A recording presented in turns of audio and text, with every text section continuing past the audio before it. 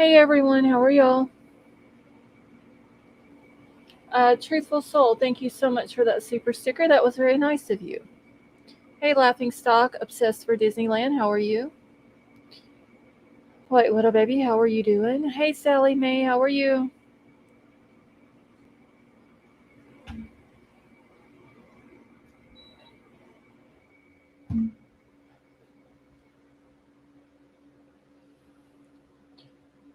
Cherokee Raider, you doing okay tonight?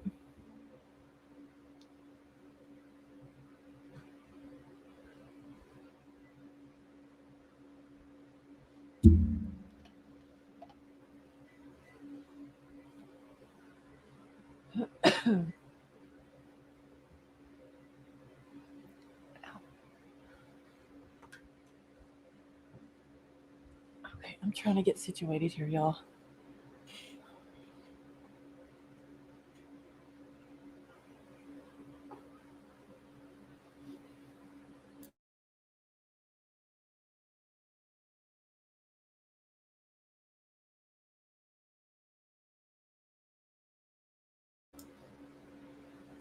Okay.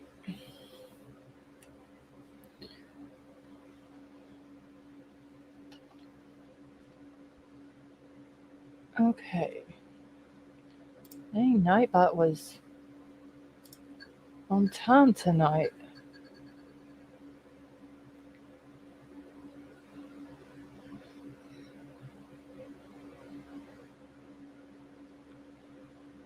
Hey Julie, how are you?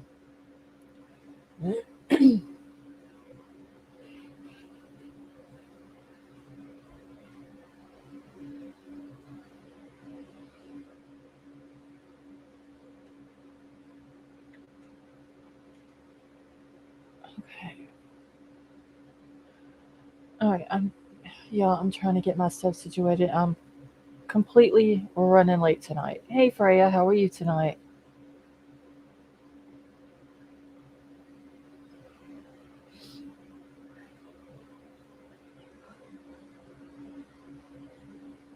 Just Julie, don't feel bad.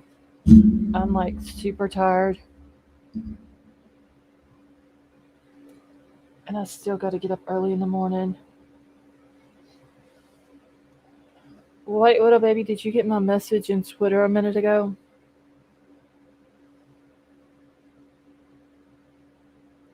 Hey Werewolf Queen, how are you? Emerald Queen, how are you tonight?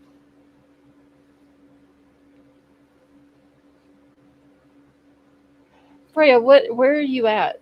You don't have to give your exact location, but like which country are you in?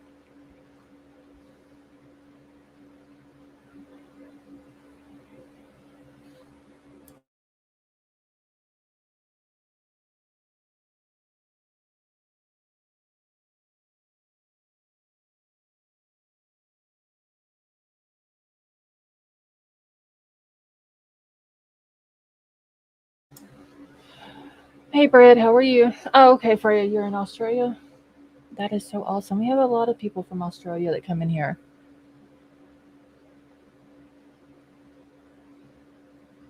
Okay, wait, little baby, I just want to make sure you got it. Art, how are you? She comes from a land down under. Hey HT, how are you?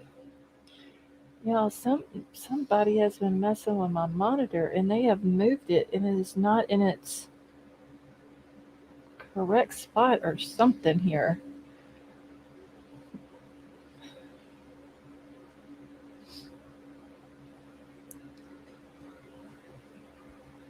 Tony, are you doing okay tonight? No, I don't think it was the kittens. I don't know if my son was over here. I know I moved some stuff around today, but I don't think I moved it this much. The kittens got where they don't even stay in here a whole lot anymore. Hey, musical, how are you?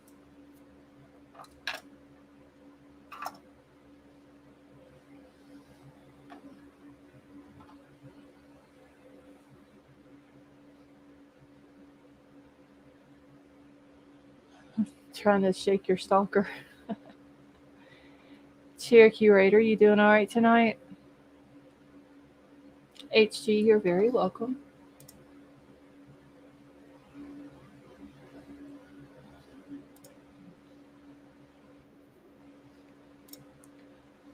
All right, y'all. Just grabbing my first stuff for tonight. Hey, Jay Clark, how are you? Nina, how are you?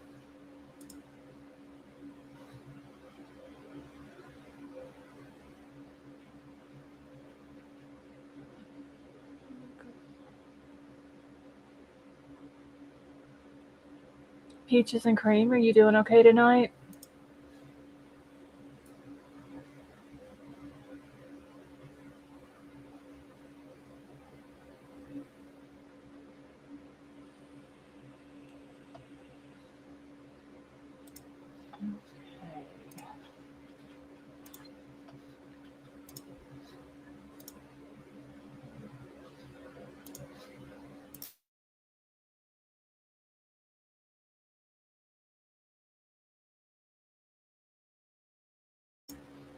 Hey, Truth Seeker, how are you?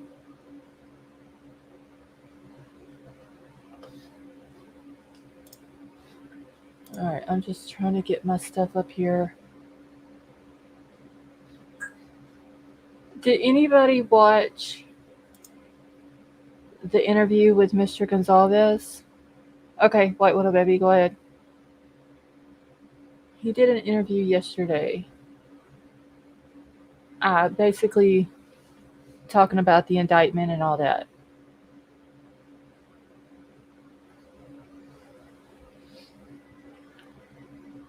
Nina, you watched it? I only got to watch part of it. I haven't got to watch the whole thing. It's actually in 2 parts, what I could find. So I'm getting it all pulled up here so I can play it.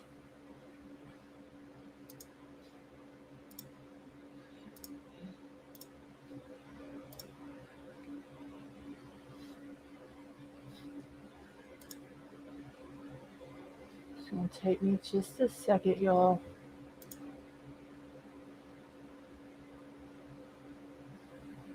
Sally, it was Mr. Gonzalez, Kaylee's dad. He was on with Banfield talking about uh, the indictment and just explain like the family's going to be there at all of the court dates and all that. Tony, no, he's not gagged. His attorney is. Hey, Tad, how are you? And I know that they had said before that they didn't really want to speak out because they wanted to be able to speak out with their attorney. But I mean, he's under the gag order. But he did do an interview yesterday. Marissa, you hadn't watched it. I only got to watch it's 2 parts. The first part's like 3 minutes long, and the second part's like 6 minutes long. So I had to grab both parts of them.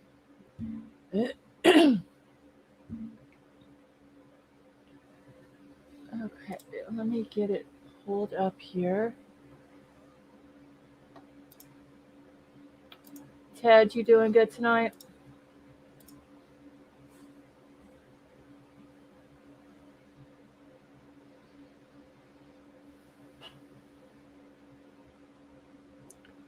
See, do you want me to put them into one whole piece?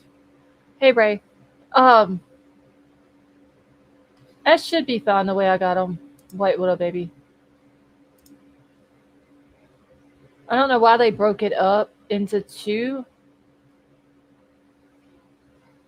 but for whatever reason they did. Let me make sure that I've got. Okay.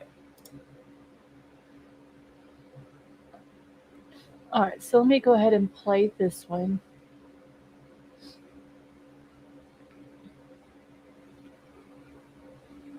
Hey, No Way, how are you?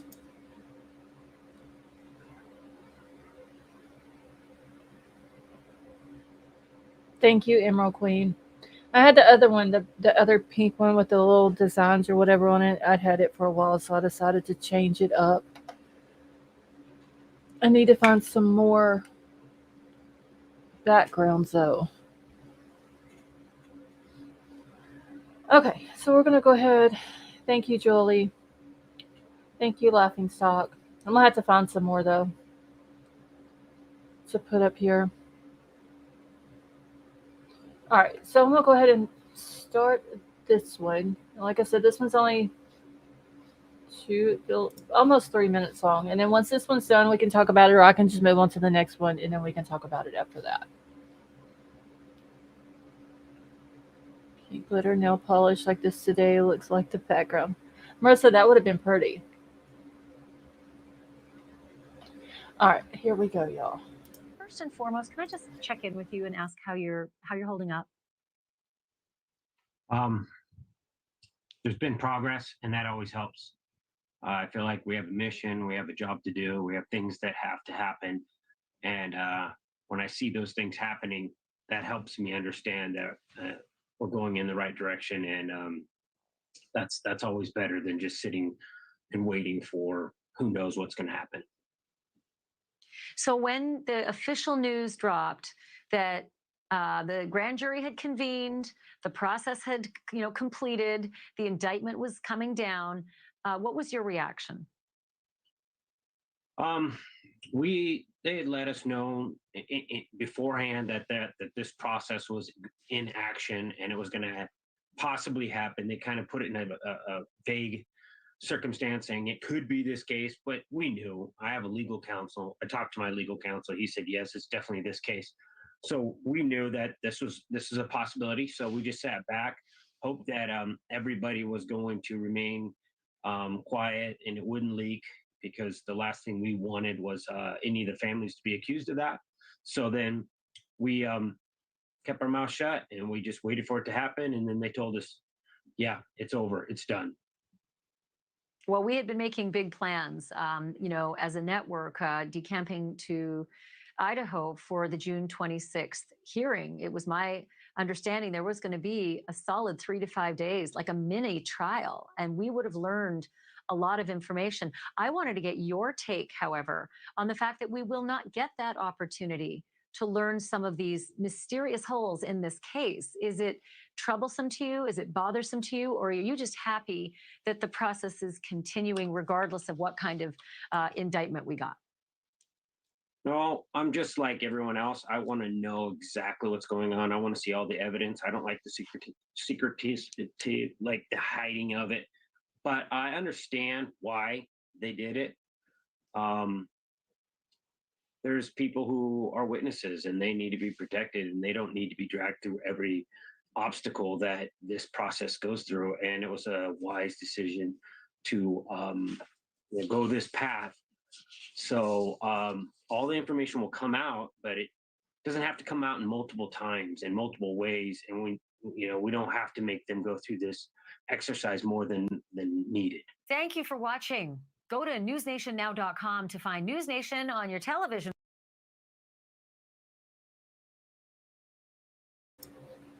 Okay. And Tony, I agree. I wonder what his answer would be if they asked him what he thought of those people, of Kim and of Dave.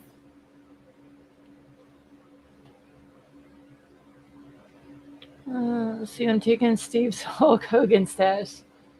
It's like every time we see Mr. Gonzalez, he looks different. Have y'all ever noticed that? Okay, let me grab the next one real quick. Oh, okay.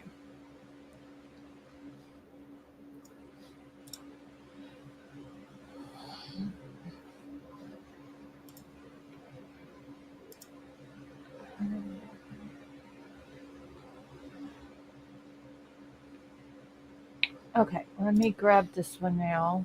Get it pulled up here for y'all. So this is the second part of it.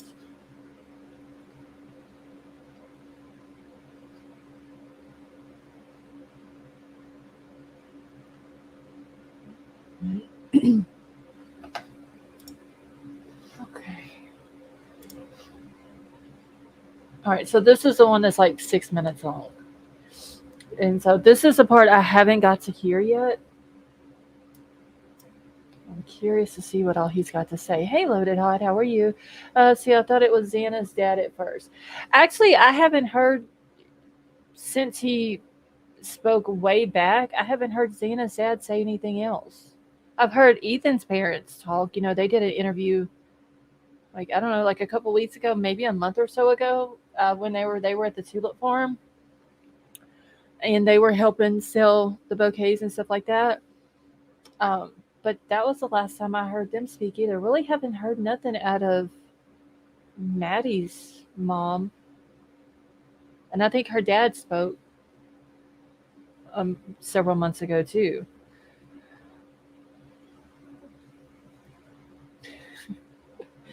All right, y'all, let's play this one. And ask which of the girls you were talking to, but did she give details about some of what she's been processing in these 6 months? Well, between all the different families, I think both girls are talking. They're talking to somebody. One might be talking to me, one might be talking to someone else. So I think we have a good understanding of some of the details that haven't been made public, but we're just holding it close to the chest, and we're making sure that everything goes through the court processes and everybody gets a fair shot and everything is done in the right order to mothers and fathers that really don't have any idea how this should work. We never seen ourselves in this spot, and we're just living one day by day. There's no playbook, for this, and it's a very exclusive club. I often say, very unwelcome, exclusive club that you're a member of, Steve. You are. I don't know where you get the strength and the fortitude, but you were there when Kohberger made that first appearance in January. Are you planning to be there on Monday? Yeah, I'm going to stick to the message that this family will do everything in its power to make sure that if everything rolls out and we know for a fact with the evidence that this is the person, then he's got pit bulls after him. So we're going to be there at every moment, analyzing every piece of data, going through everything to make sure that it is the right person, and we hold them accountable. And that kind of pressure has to come from more than just one parent. It has to come from all of us, and that's what we're working on. I know on Monday I won't be the only parent down there. There'll be other families there, and I think it's a moment of solidarity that we're getting more and more people active, and you got to give people time to figure out how they want to respond and how they're going to just wake up and deal with an everyday situation.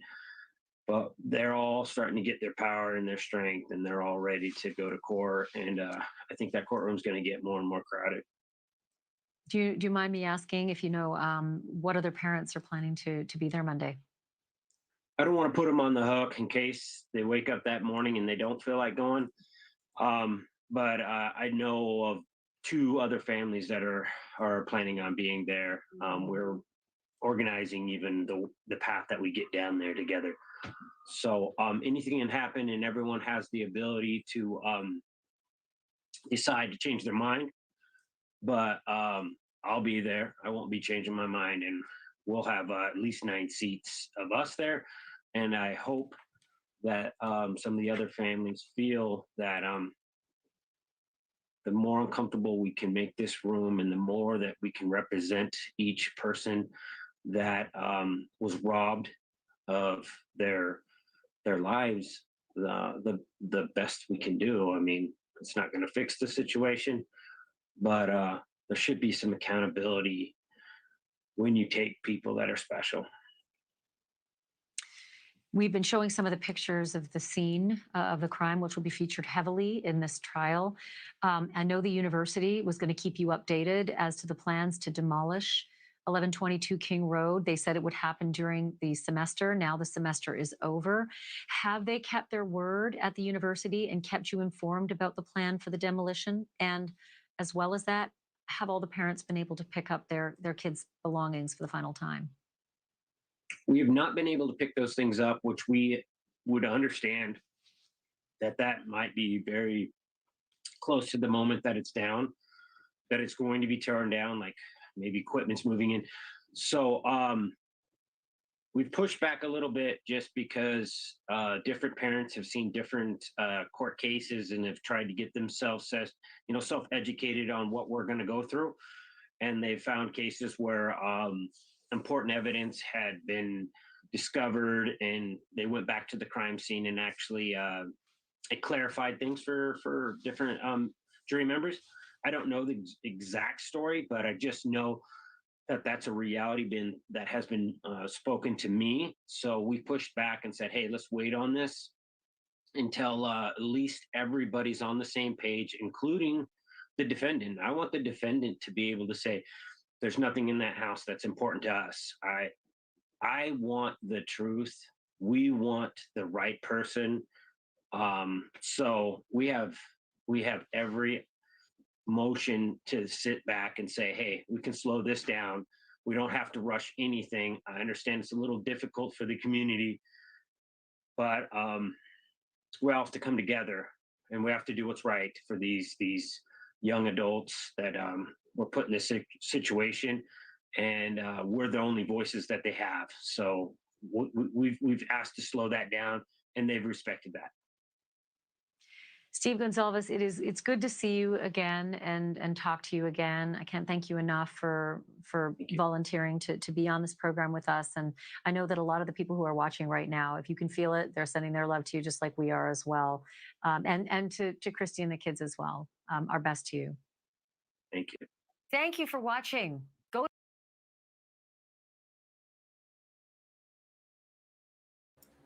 Okay. All right.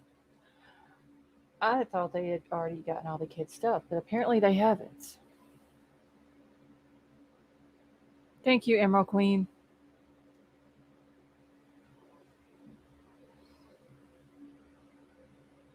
And wasn't that put out that they had already told the families when they could get the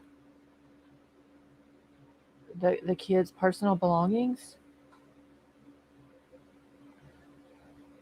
Let's see. Anyone know how BK pleaded his case? Scott, he'll plead Monday.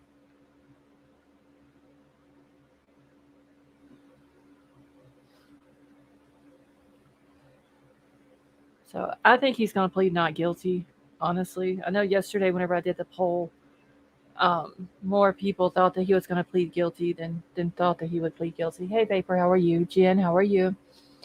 And Jen, I agree. Mr. Gonzalez, like, he's doing what a dad should do in this situation. Monday is going to be a busy day. Monday is going to be a very interesting day. And Vapor, I'm doing good, thank you.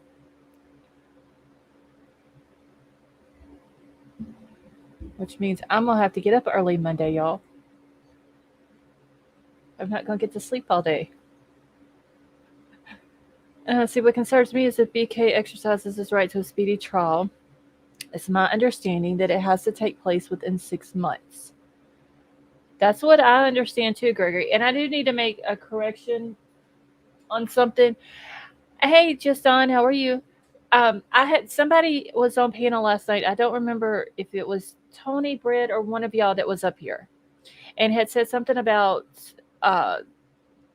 he has the prosecution has 60 days to let Bryan and his team know that if they're going to pursue the death penalty.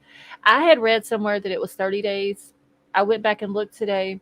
It is 60 days, so I do apologize. I was wrong. So it is 60 days that they have, or up to 60 days, to let the defense know. Okay, it might have been Brett then. But they do have up to 60 days to let the defense know if they're going to pursue the death penalty or not.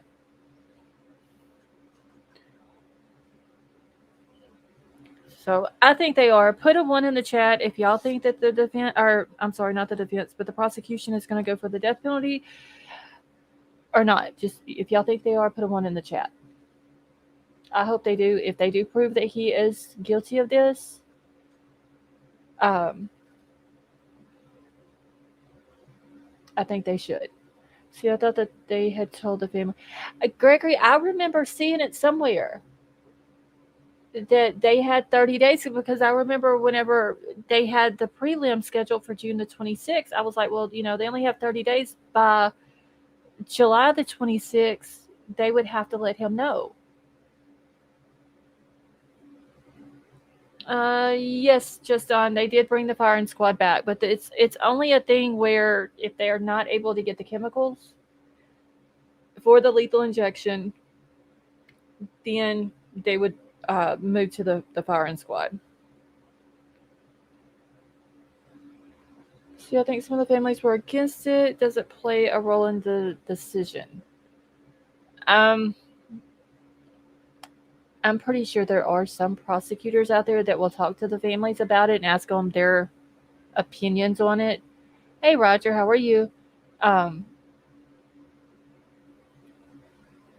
they may take it into consideration, but that doesn't. I mean, ultimately, it comes down to the prosecutor's decision in the end. See, he can also. Oh, see, I didn't know that they had it set where that they could request it. I thought it was just if they couldn't get the chemicals. See, no way for the prelim, and they change evening. Oh, Roger, you doing okay tonight?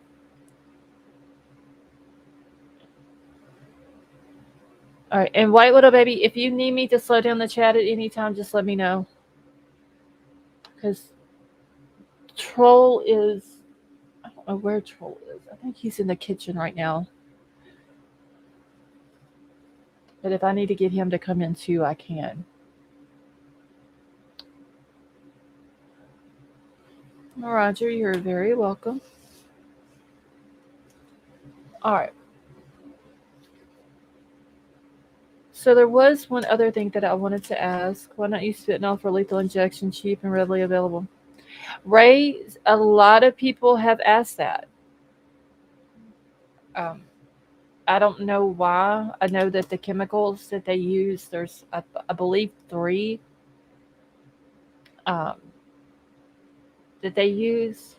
So I don't know if that has something to do with it or what. So I can handle 1.3. Oh, yes. Wait, little baby, I know. But I'm just letting you know if you need me to slow it down, I will. If you need Troll to jump in here, just let me know. The state can only use it if they can't get the chemicals, but the criminal can choose any of the options. I don't see Bryan Kohberger choosing firing squad.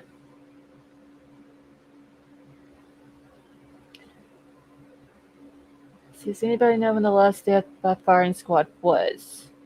In the state of Idaho, Jay Clark? Is that what you're asking? I remember we had talked about this a month or so ago, but I don't remember when it was. Okay, so no, just in general. Okay, so let's see. When was the last? Let me Google it real quick.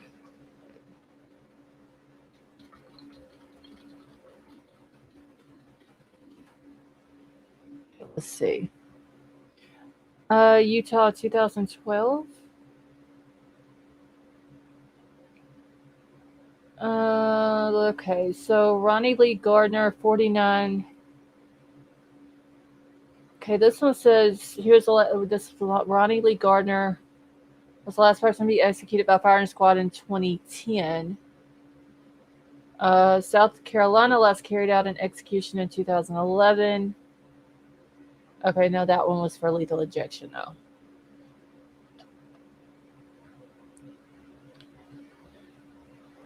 I mean, if they give him his choice, I don't know if he's going to take the firing squad or not.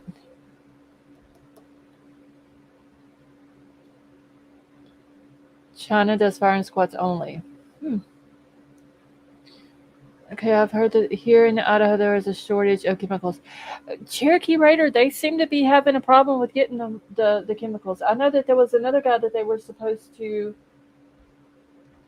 execute last year, and they couldn't get the chemicals, and they had to end up rescheduling it, and then they rescheduled it for this year. I believe it was in March, and then they ended up not doing it again. Okay, he's close to, even though Utah hadn't used it forever. If he pronounced guilty and given death penalty, he'll probably be in prison for years before it happens. Oh, Freya, he'll be sitting on. If they give him the death penalty, he'll be on death row for many, many years because he's got all of his appeals that he can go through. Tad wants to know any guesses on how long till the trial. I'm going to say, let's see, this is 2023, 2025, just to the trial. And then if he gets the death penalty, he'll be sitting on death row for years before he's executed. Bullet. Yes, Jay Clark, that's true. And they don't none know who. Hey Megan, how are you?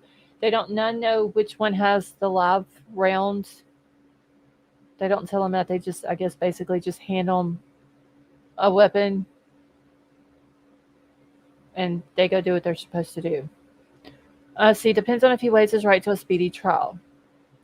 I mean, honestly, I don't think he's going to want a speedy trial. I don't think his attorney is going to. You're welcome, Jay Clark. I don't think his attorney is going to advise that because she's going to need more time to build her defense.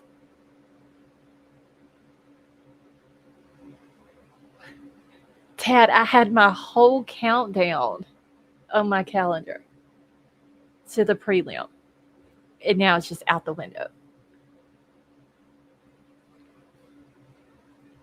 But for sure, if they, whenever they schedule it, I'll do a countdown for it.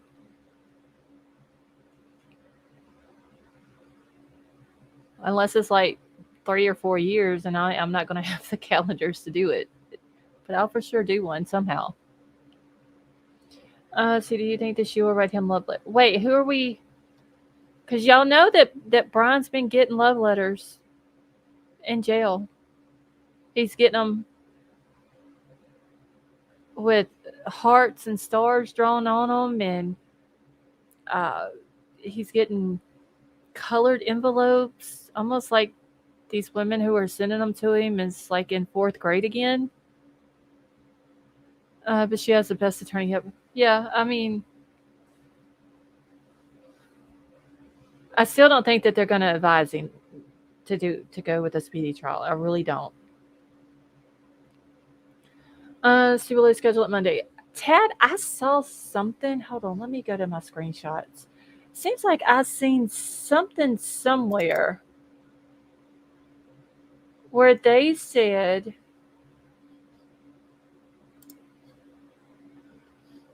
hold on, let me see if I can find it. No, this wasn't it. I know where it was at. When they have, okay, so they're supposed to have the motion hearing Monday also. But I thought I seen somewhere where they were supposed to do a scheduling. Hold on, let me see if I can find it. Okay, so they're doing the motion to compel discovery. They're doing that by Zoom at 11 o'clock. They're doing the arraignment at 9 o'clock. And then at 10 o'clock, they're doing a scheduling conference. And they're doing that by Zoom as well.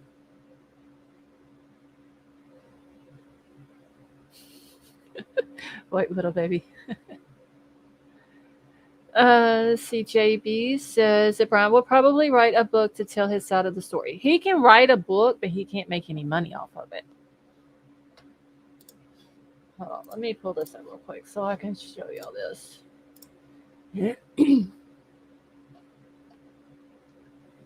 Okay. So if y'all look at this, I don't know if it'll let me. Well, shit. I'm trying to just, it's not going to let me. But it's the last one on this page right here. Scheduling conferences at 10 o'clock with Judge John Judge. And then they're doing the motion hearing at 11. and then the arraignment is at 9. Tracy, how are you?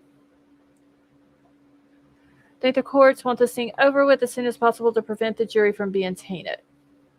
I wonder if they're going to end up moving the jury to, or trying to get a change of venue and getting a jury from somewhere else.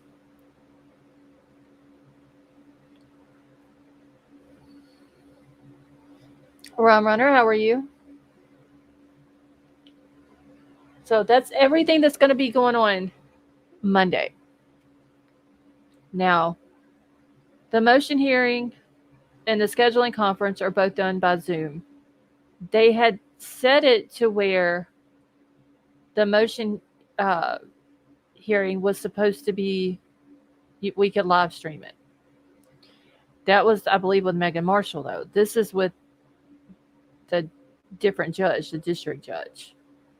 So I don't know if they're still going to allow it to be live streamed or not, but I have still have the same logins and all that's on that. Okay, thank you, Emerald Queen. That they had put in the other court documents the other day. So I'm going to try to see if I can get in there Monday morning and just sit around and wait and see what happens. And if I can get into it and it shows that they're going to live stream it, then I'm going to do a live. So if y'all just see all of a sudden a live pop up from me Monday, y'all know what's going on.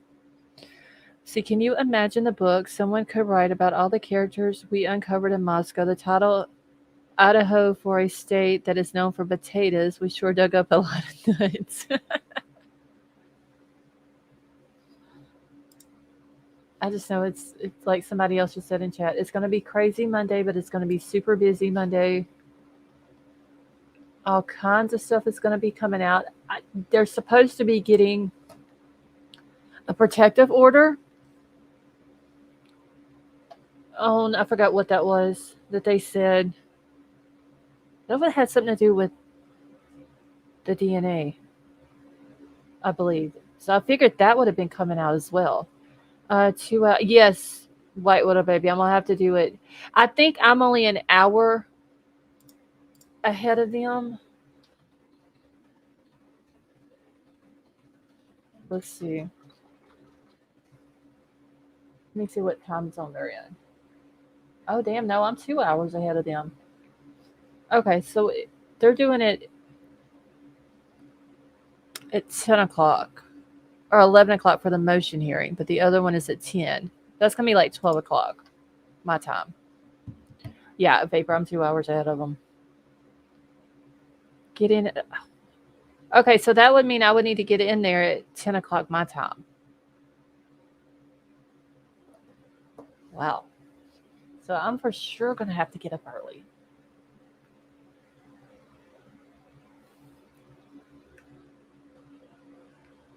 Fried Idaho spuds and Walla Walla sweets.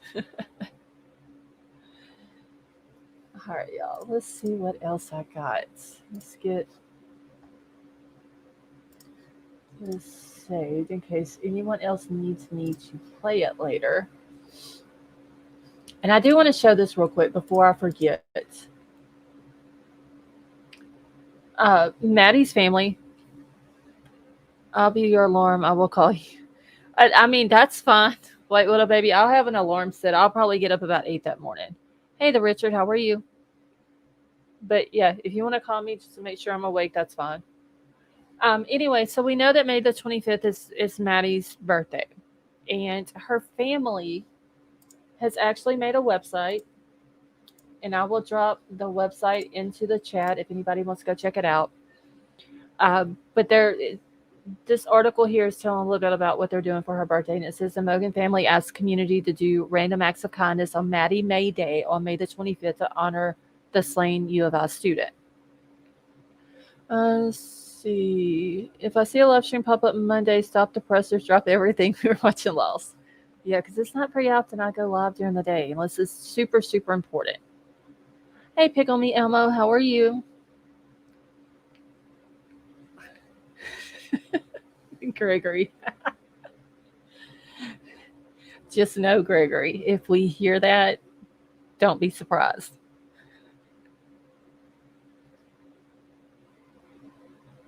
You won't see it. You'll only hear it. Okay.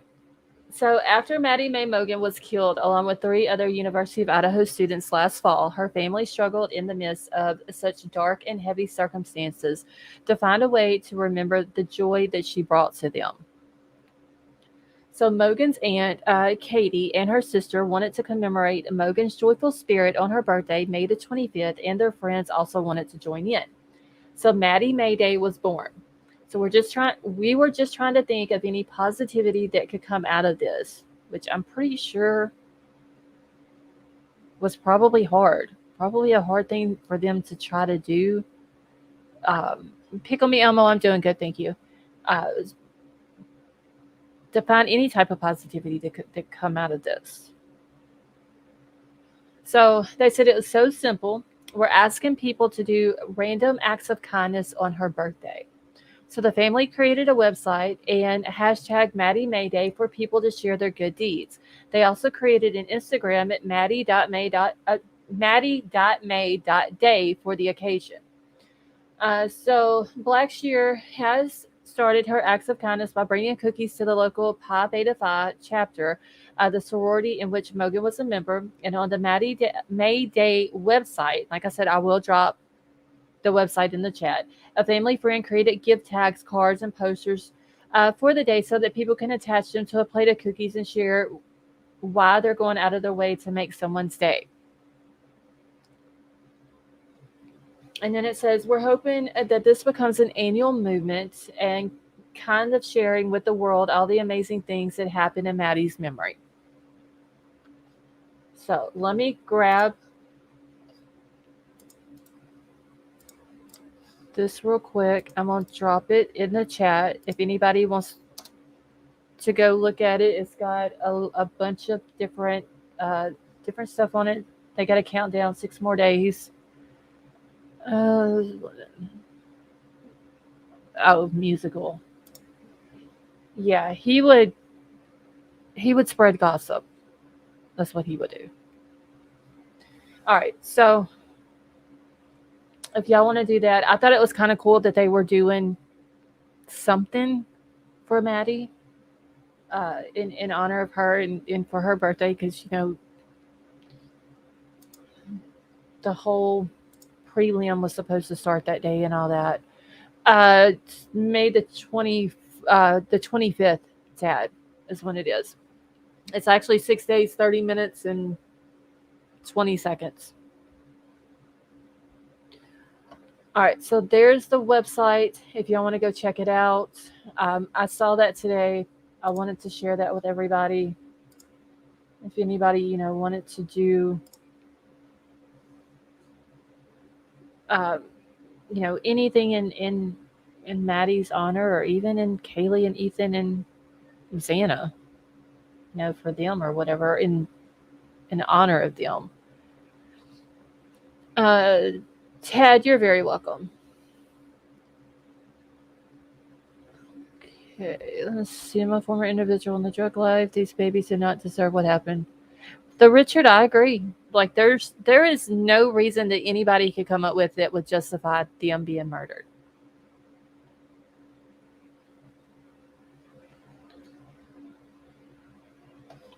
All right, so let me get rid of this. So I think that was kind of a nice gesture. Ethan's family have been working at the Tulip Farm. Xana's birthday is also coming up July the 5th. Hopefully maybe they're working on something too. I don't know. It would be nice if they did to share Xana's birthday. Or, come up with something. Like I said, I know it's got to be hard to try to come up with something positive out of this. But, I mean, Maddie Mayday is a start. If people would do stuff and make it, an annual thing or just an everyday thing, honestly. Okay, but like I was saying, the Tulip Farm where Ethan worked, they have the Ethan Smiles tulips. And then they also did a, I think they're pink and white, or like a purplish pink and white group of tulips for Kaylee, Maddie, and Santa. And they're called, like, we have Ethan Smiles, and then the other ones for the girls is Forever Sisters. See, Lost, would you please email me the link so I can send it some? Yes, Emerald Queen, email me and just send me an email to remind me, and then I will just drop the link in the into the email and send it back to you. Because if you don't remind me, girl, I'll be done forgot. See, breaks my heart. We can talk drugs and stuff. There's no reason to get these people. Okay, the Richard, I'm all for people expressing their opinions and feelings, but could you please not call the girls up?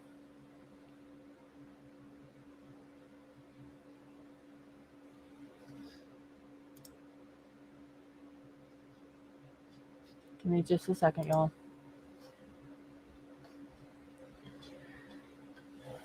Thank you, White Little Baby. For some reason, it would not let me remove that comment. Yeah, don't come in here being disrespectful to the victims, because then we're going to have an issue. Okay.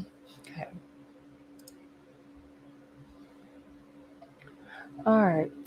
So I do have some other videos. I do have a Dan Abrams video that has Bryan Inton and Jesse Weber on it, and they're talking about the whole indictment and kind of what to expect and all that. I see I couldn't remove it. I don't know why I couldn't remove it. I couldn't do it on the YouTube chat on the computer, and it wouldn't allow me to do it on the phone either.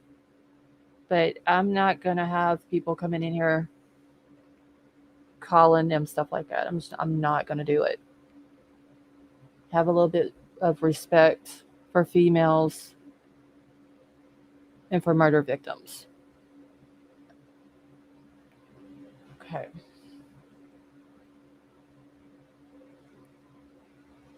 And I'm also going to open up the panel later on if y'all want to come up. Let's see, National Special Correspondent. Bryan Inton is pretty cool. I do like Bryan Inton. Okay, I do want to ask a question real quick, though. I just want to hear everybody's thoughts. So, we know that Bryan is supposed to plead Monday. Everybody's expecting him to plead not guilty. But what is everybody's thoughts on if he, which a lot of us do think that he is guilty. A lot of us think, there are some who don't. Some people are waiting for all of the evidence, which is understandable, before they make up their mind. But what if what if he is presented with a plea deal that takes the death penalty off the table? Hold on, what's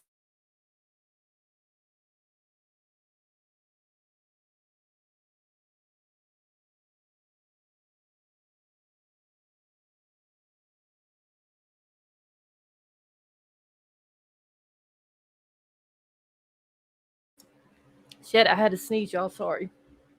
Okay. So, what if Bryan is presented with a deal where the death penalty is taken off of the table? Do y'all think that he would decline the deal and just take his chances and see how it plays out? Hey JJ, how are you?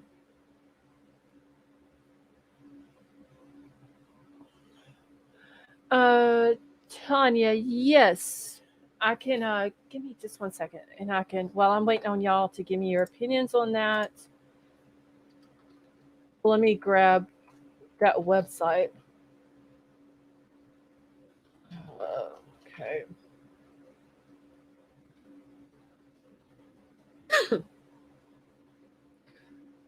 He could try a prison break. Okay.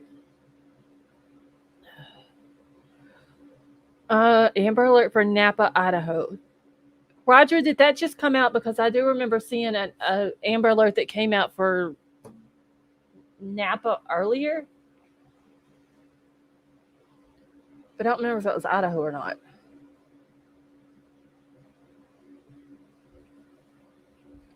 Okay, let me make sure that this is the right one. Okay, yes, this is it.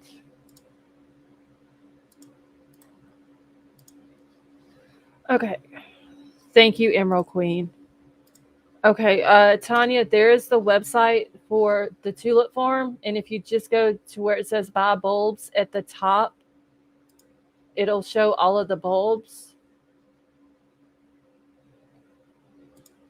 and then you'll see where it has Ethan Smiles and then the Forever Sister ones. Hey, Yorkie Mama, how are you? Riddler, how are you? Okay, Pickle Me Elmo says they don't think that he would take a plea deal.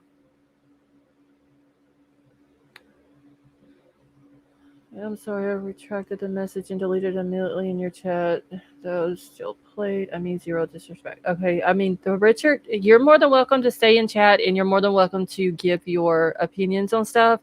Just please don't be disrespectful at all. I'll let it go this time because you apologized, but next time I'm gonna have to block you.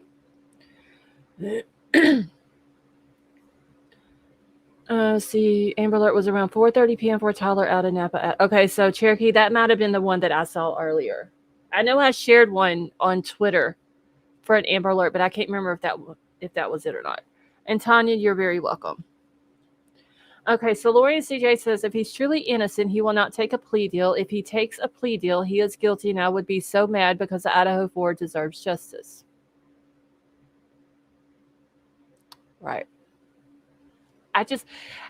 The whole narcissistic thing, it comes back to me like I don't, he would literally, in order to take the plea deal, he would have to plead guilty. I just don't see him pleading guilty and saying that he done something, whether he's guilty or innocent. Now, they may try to offer it to him. I don't know. If they do, they suck. I don't think that they should offer it to him. I think that if he's the person who did this, they need to just outright prove it. And if he's convicted, give him the death penalty. That's what I'm saying, Gregory. Like that, he's just the ego. I think in his mind, he probably thinks that there's still a chance that he can get away with this, and he thinks he's smarter than everybody. We've heard that multiple times by people who has talked about him, and in his mind, he probably thinks that we're going to go ahead and let this go to court, and we're going to let the evidence present it. Let them present the evidence and let my attorneys defend me, and I'm going to beat this whole thing. That's probably what he thinks.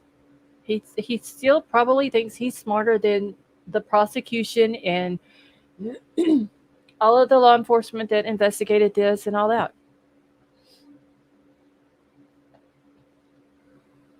So prosecution would have to be desperate to offer a plea deal on or before Monday. I'm going to be honest with you, Tony. This case is wild, so there's no telling what these people up there will do.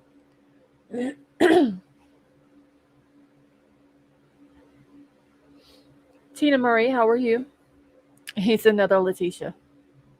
Good Lord. I mean, Letitia's in jail for life. Lori more than likely will be going to jail for life. Maybe we can get Bryan in there too for the rest of his life. Even though the other two ain't got death penalties, maybe he'll be the one to get it.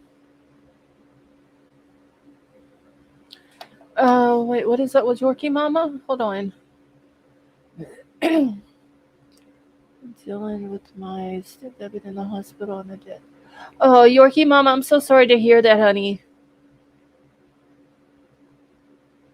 I hope things start getting better for you. She reminds me of Bundy. Bundy refused a plea deal and sacked his lawyers and acted as his own lawyer. Musical, honestly, I think that's what he's trying to go for. Maybe is to be like Bundy.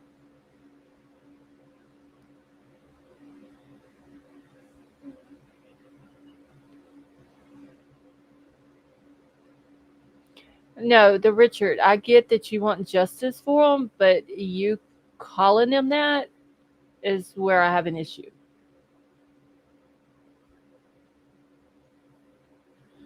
Let's see, we have a Tina Marie and a Gina Marie. One more, and we have three.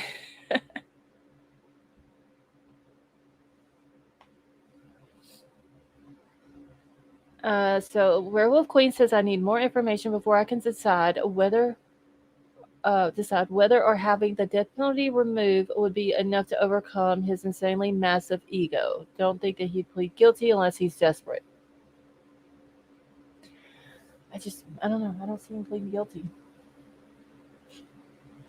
And they may offer him a deal, and it may sound enticing to him, but I think his ego is going to get the better of him, and he's going to be like, "No, I'm not pleading guilty to nothing. I'm not admitting guilt, whether he's innocent or guilty. I just don't see him doing it." SK Danny Rollins was the opposite. He stood up in the courtroom and confessed. Well, that's what the little Aiden boy. I can't remember his last name, but he had murdered uh, his classmate.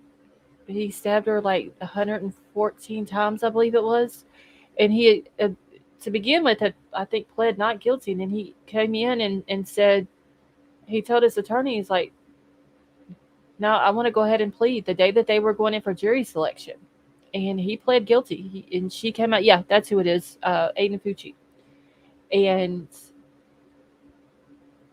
he told his attorney then. His attorney told the judge that he wanted to change his plea to guilty, and he pled guilty. Hey, Gigi.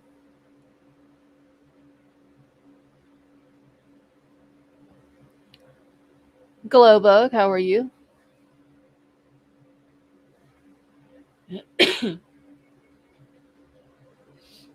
All right, let me jump back over into this because I want to grab this uh, this other video.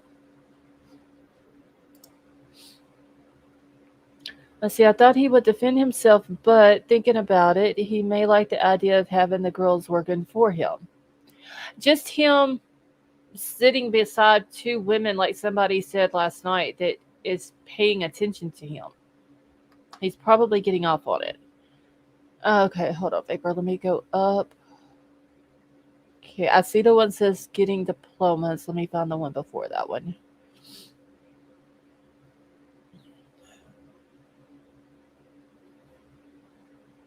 Mm, I don't I don't see one before that one.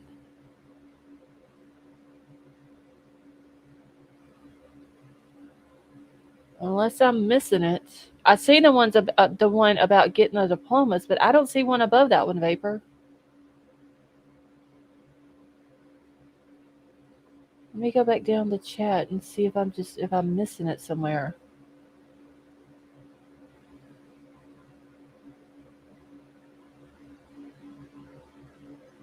Hey, Mr. Got Lost, how are you?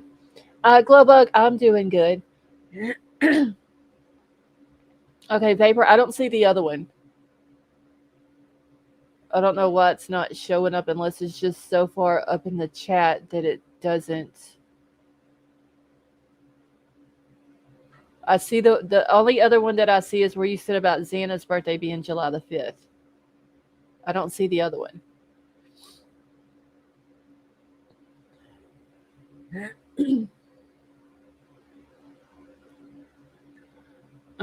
See, it's only 5 above that one. Okay. Yeah, I don't see it. That is weird. Why is it not? White Widow Baby, can you see it? I don't know why I'm not. Why I can't see everybody's stuff. Let me go on. Okay, so let me go through my StreamYard one real quick. No, it's not on StreamYard either. That is weird.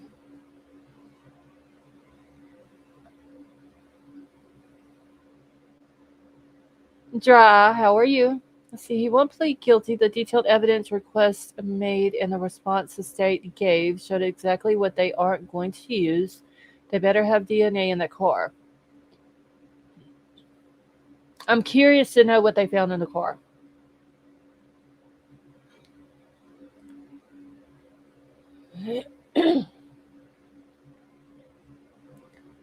Oh, shoot. No, what a baby.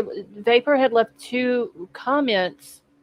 There was one about getting diplomas, and then he said there was one just a few above that one, and I don't see it. See, on DNA on the no DNA on the sheet, it means that they can't put him in the home. Cure 65 Roses, how are you? Okay, yeah, White Little Baby, he said it was one above that one. I'm not seeing it. It's not on my YouTube chat. It's not on my StreamYard. So I don't know why they're.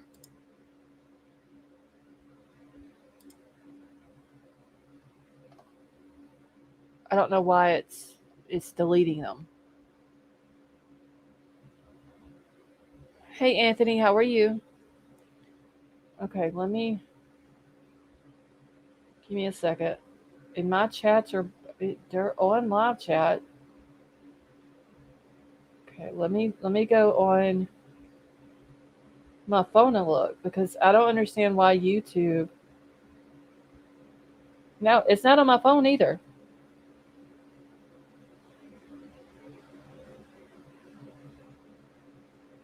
What the hell? Okay, that is weird. Poets of my heart, how are you?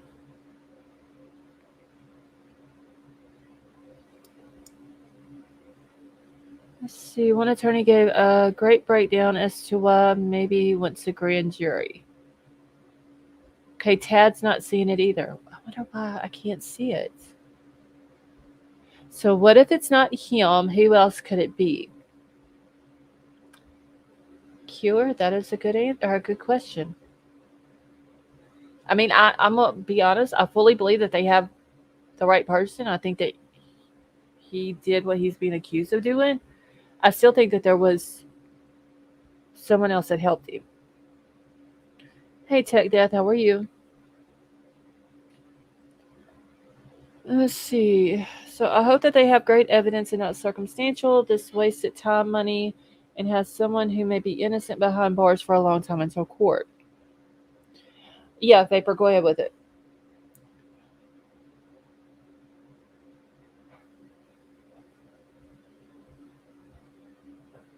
I don't know. I really would like to know what they found in the car. Because, I mean, hey, Izzy, what happened in that house and the amount of blood that had to be in there? He had to have gotten some on him. And if he didn't change clothes before he got into that car, it has to be in that car. No matter how much he cleaned it, there has to be something in there.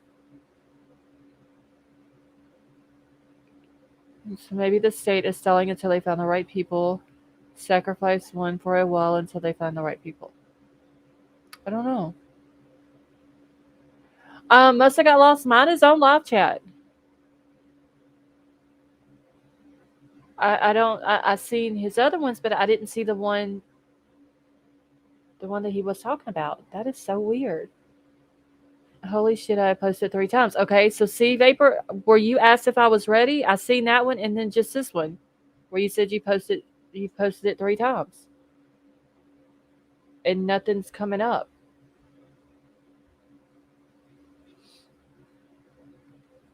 And I don't have mine set to where like any words or whatever would delete a comment.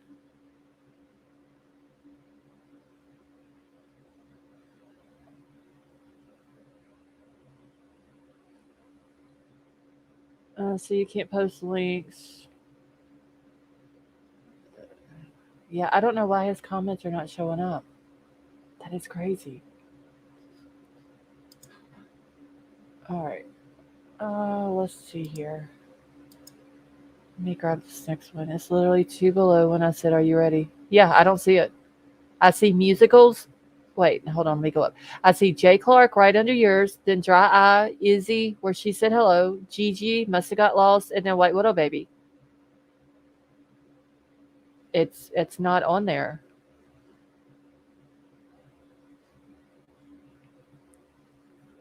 So if someone helped him, whomever it was, with the bloody clothes and knife is all together, in my opinion. No, Roger, I'm on live chat, and it's not showing up on my phone, and it's not showing up on my StreamYard chat either. Okay, Werewolf Queen says she doesn't see it. There must be something. There must be a word or something in it that's not, that YouTube is not allowing it to pop up.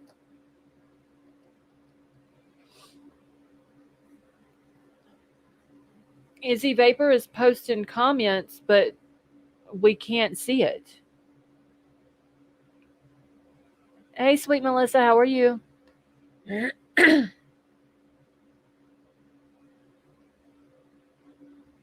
Yeah, I see Vapor where you said it's literally 2 below where I said, "Are you ready?" And then the next comment I see from you is 4th time now. I don't know. There must be a word or something in there that YouTube's not liking, and they're not allowing you to post it.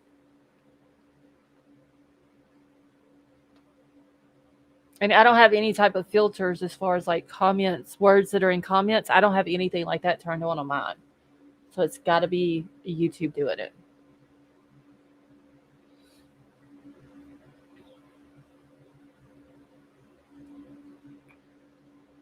Let's see. The comment will still show even if YouTube removed it. If you're a mod or owner of the channel, yeah, I can't see any of it, Brad. Not whichever one it is that he's trying to post. I can't see it. I see all of his other ones, but just not that one for some reason.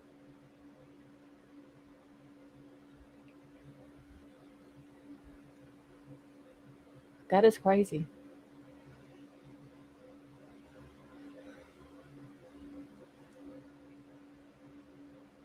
Because I know on some chats that I've been mods for, somebody can send a chat and then the mods would have to uh, approve it.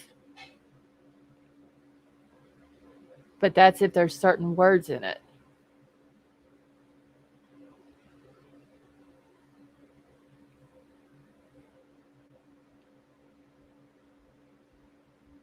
All right. While he's figuring that out, that is I don't get why that's doing that. That is crazy.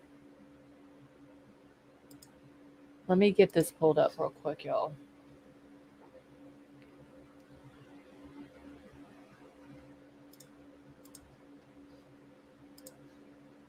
Just send it to me in an email or something. And that way I can get it like that.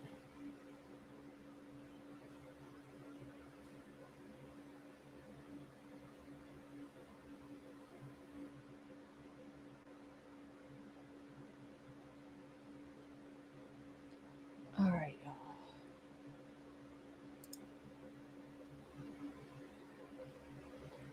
I don't get why it's not allowing it to pop up though. Will that work, King Scarlet? If he spaces, does he have to space every word out like that though?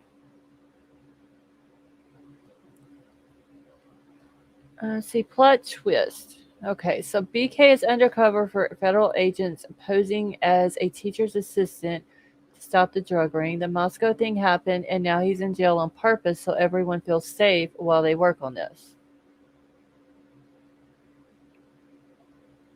You think that could be it? Or a possibility, Dry?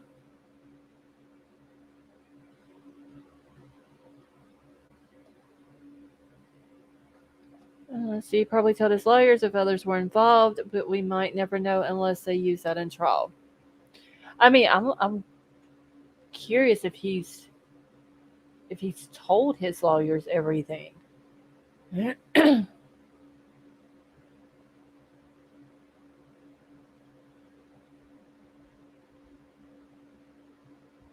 could explain the weirdness of the case and the stalling. I don't know. Uh, Izzy, I don't know. It's just a comment that he's posted like 5 different times, and for some reason, it's not popping up. Just that one comment. But he's saying that it's not a link.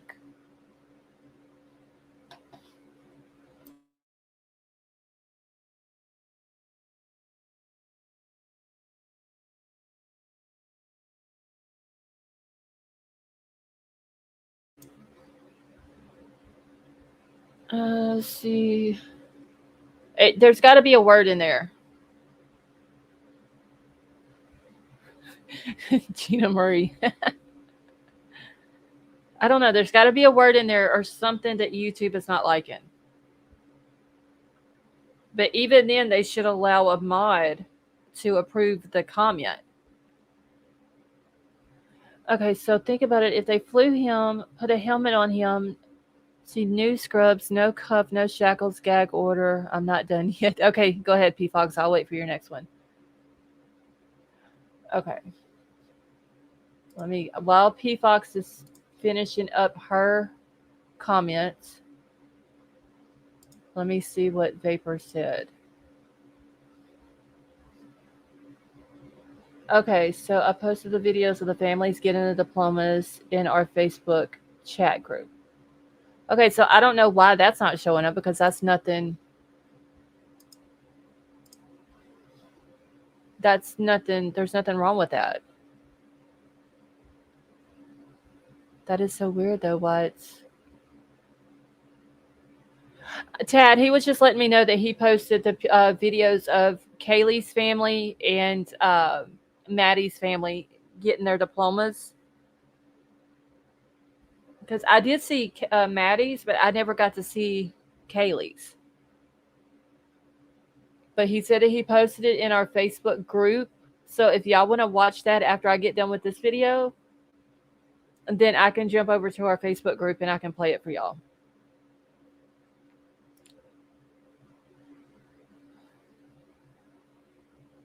Kelly M, how are you? Yeah, I don't know why they wouldn't allow that to pop up. It literally didn't say anything. Tickle me, Elmo. Hey, Boomer Girl, how are you? Gainesville Ripper case. A wrong man was arrested and the community felt relief and safe. Then the DNA didn't match and the community went back to lockdown and sleepless vigilance. Well, I hope that's not the case in this situation. Okay, there's P Fox's thing. So when they got pulled, his dad instantly asked what was going on at WSU. Then he looked at him crazy. Maybe those who actually checked in stops. So P Fox, you think that what went on at WSU after Bryan left could have had something to do with this case? Cricket Moon, how are you? Late as usual, do you people sleep? Cricket Moon, I don't even know what sleep is. The state response said that the genealogy DNA doesn't belong to him. But who else could it belong to, though? That's the question.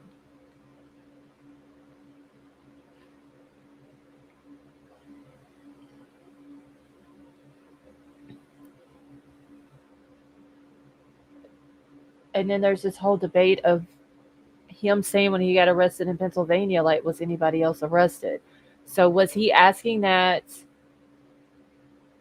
uh, because he was worried about his parents and because he was arrested there?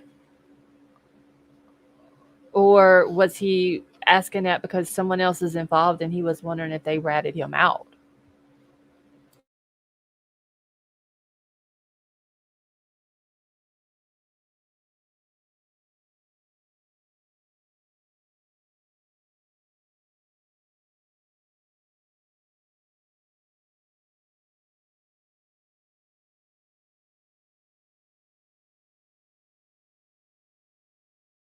Okay, sorry about that, y'all. My son come in the room. Hey, the architect, how are you? See, whoever did this never left at the house. Is the only logical way. No blood was found outside and most likely not in his car. Take from that what you will. So, architect, do you think that possible? Is your opinion that maybe two other people might have had something to do with it?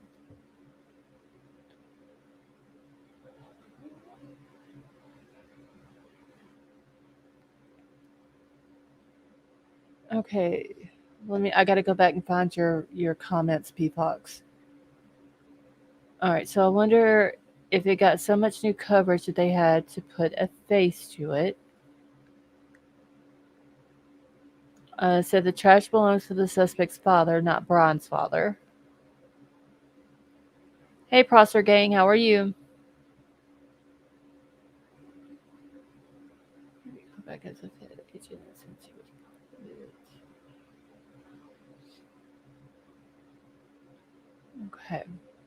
I'm trying to keep up with P Fox and her comments, y'all, real quick.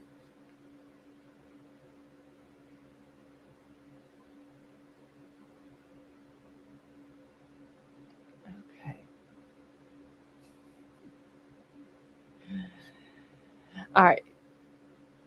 I'll keep up with them while I'm playing this video, y'all. Let's go ahead and get it started.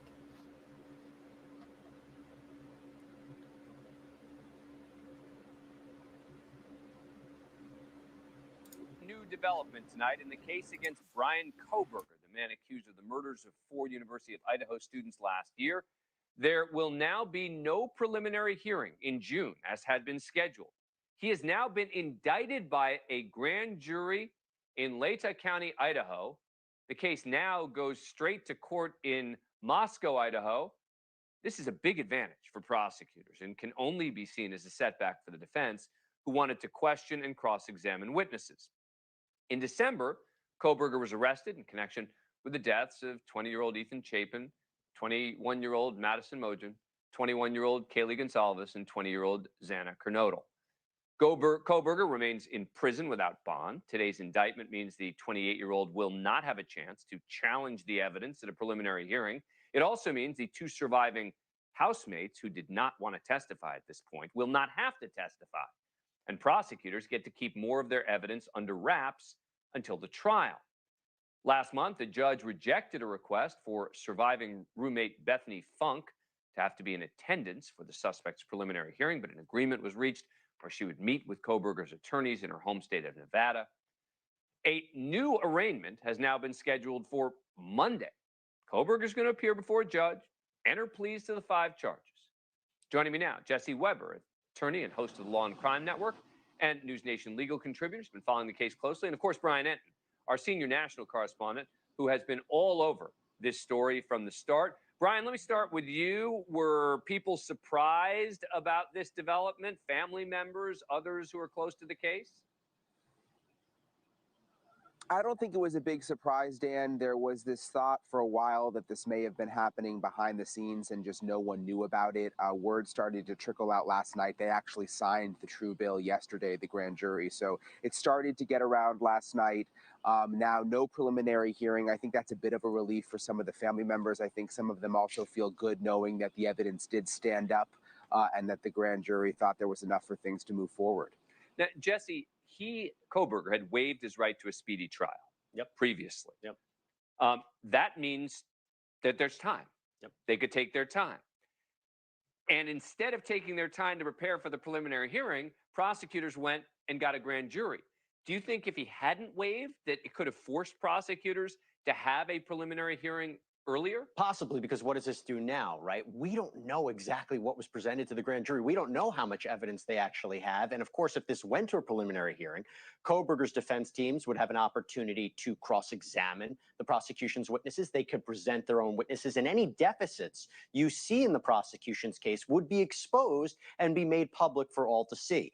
This grand jury, I think it was a really smart move by prosecutors because A, now it does buy some time. They can build up their case and they don't have to explain everything that they have. And again, it puts the defense in kind of a position where they're trying to figure out what they're going to do. I mean, Bryan, I guess what I'm trying to figure out here is, did the defense get snookered here? Or is there a sense that they shouldn't have waived their right to a speedy trial and kind of forced the prosecution's hand earlier? I think there is a sense that the defense knew that this may have very well been happening behind the scenes. Apparently, this is a tactic that's taken quite a bit in Idaho. And I think they knew that there was a very, very strong possibility that behind the scenes, in secret, this grand jury was meeting. What are we expecting to happen Monday? He's going to be read the charges, which is no real surprise. It's not going to be like any big developments. This case is going to progress forward. It's a win for prosecutors, but we can't forget, it's not the major win. They still have to prove their case beyond a reasonable doubt at an eventual trial. And the defense, they're still going to exploit what we heard from a few weeks ago, where they believe one of the surviving roommates has information that's going to exonerate their client. We don't know what that information is yet. The defense will have their opportunity to fight this case, just not now. But I think we have a pretty good idea, don't we, Bryan, of what the defense believes is the potentially exonerating evidence that the other person who was in the home could provide? Yeah, I think they're questioning exactly what she saw. I'm starting to see an indication that they're going to really go after the DNA evidence, whether it was actually legit, what was found on the knife sheath, why it may have had to be sent to a lab out of state. My guess is that based on the warrants, et cetera, the fact that, she saw certain things, what she heard and didn't hear, et cetera, in the house, they're going to say, aha, see, this helps our client. But I don't think any of it is going to get to the point of someone saying, well, this completely exonerates my client. Thank you for watching. Go to newsnationnow.com to find NewsNation.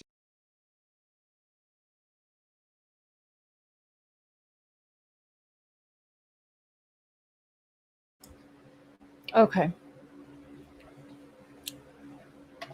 Give me just a second, y'all. I got to get this off of here so it doesn't start playing again. Okay. I don't know why they cut Bryan Itten off like mid-sentence.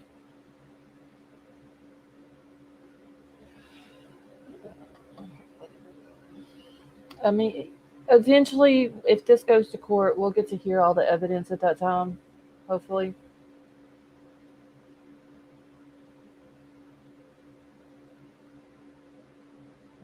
Give me just a second, y'all.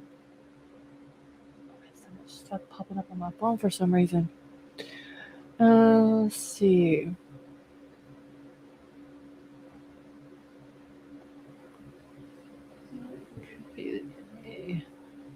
Let's see, nothing would surprise me in this case. A PFOX, me neither.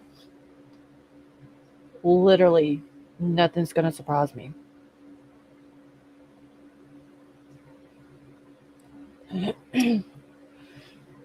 Hey, who's that girl? How are you? So I still want to know what the prosecution is going to state that the motive is. I would like to know that too. See you later. Okay, the architect. Everyone in here is entitled to their own opinions without being bashed.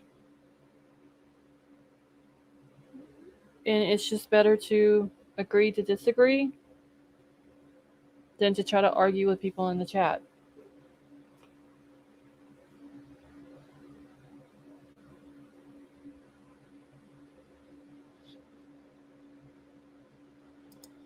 All I know, y'all, is that I cannot wait for Monday to get here. At all. going to be very interesting what all goes on. All right, give me a second. I'm getting over to the Facebook group so I can find those.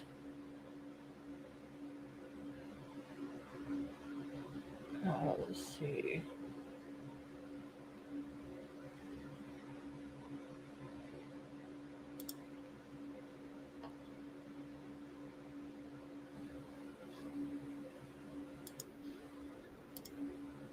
Okay.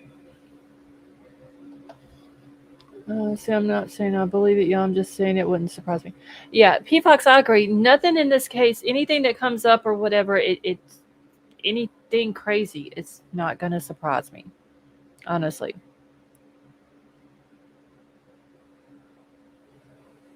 And Prosser gang, yes, everybody can agree to disagree. I mean, not everybody is going to agree with everything I say or everything that everybody in chat says.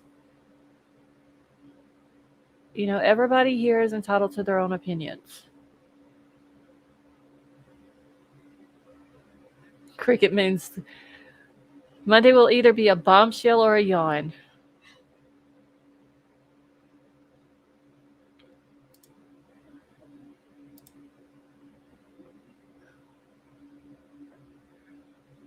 Hold on one second, y'all. Oh, dear Jesus. Okay. All right, so we're going to watch this first one. That's going to be Maddie's. Is there anybody in here? Hey, Jan, how are you? That has not seen the videos of where the families accept the diplomas for Maddie and for Kaylee. In P Fox, that is perfectly fine, honey. That's what a lot of people do. We're giving our opinions on it, and we're speculating and theories and everything else. There's nothing wrong with that.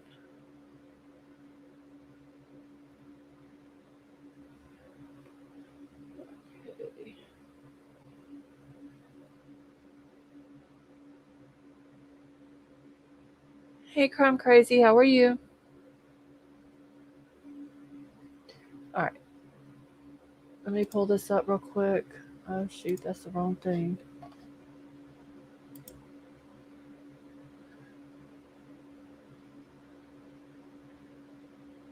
Prosser gang, there had to be blood all over the place. Had to be. Okay, let's see.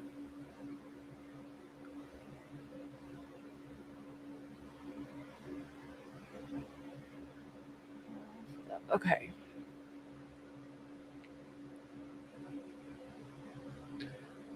Lori and CJ, I saw this one. I saw Maddie's. I didn't get to.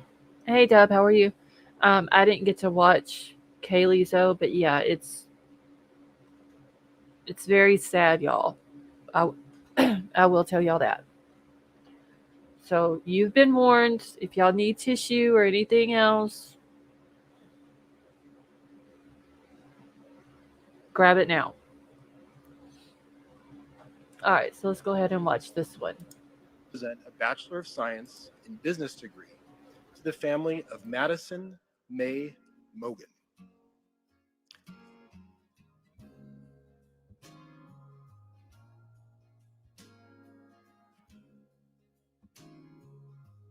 President Green, Madison May Mogan has been recommended by the faculty of the College of Business and Economics to receive a posthumous bachelor's degree.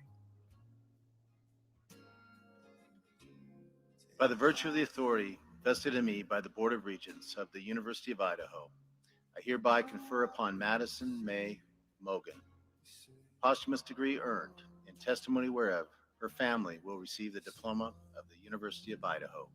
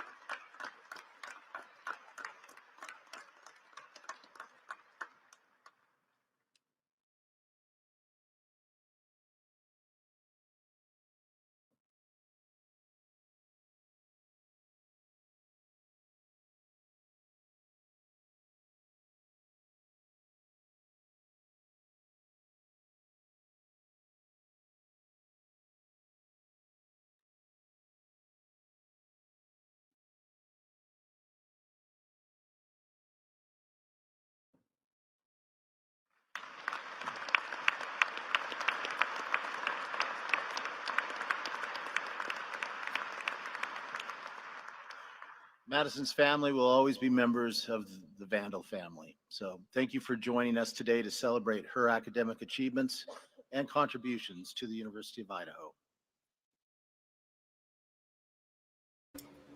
Okay, let me go grab the next one, y'all. Just a second.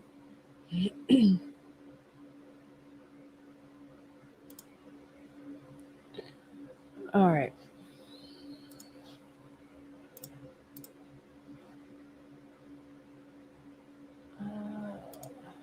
Here we go.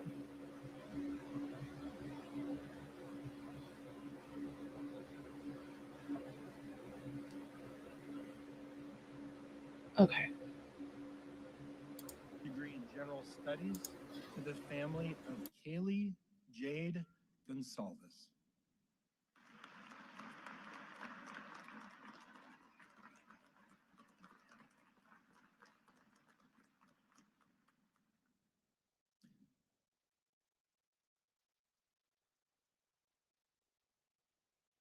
President Green, Kaylee Jade Gonzalez has been recommended by the faculty of the College of Letters, Arts, and Social Sciences to receive a posthumous bachelor's degree.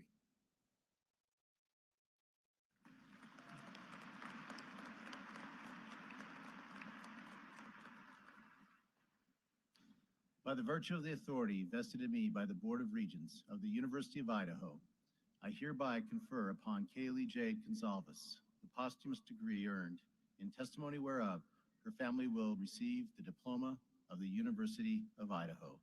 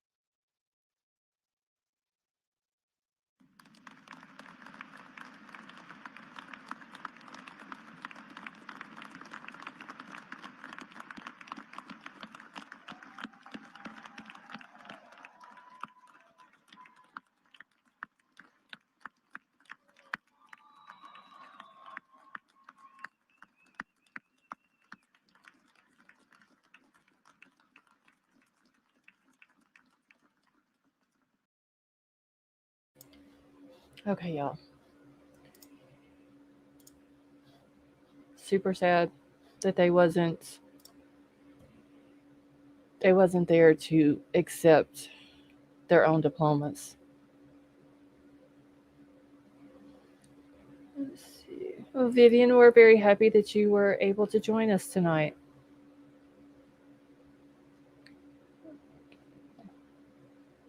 Okay, Big L, are you feeling any better? Hey, Norman, how are you?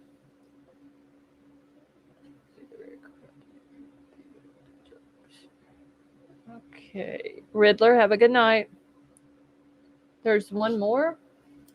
Who is the next one for? Because that was the only two that I seen.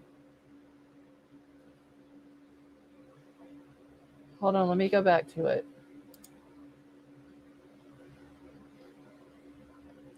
Okay, so that's Maddie's, that's Kaylee's. Okay, wait, here it is. I didn't see this one. Okay, give me just a second, y'all. I'm gonna pull this other one. This one's only like 30 seconds, but.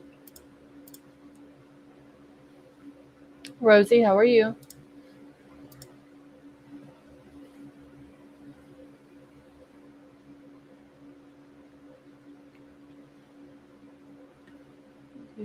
Just on this out.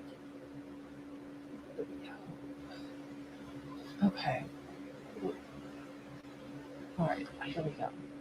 During a private ceremony on Monday, we awarded a certificate in marketing to the family of Xana Alexia Kernodin.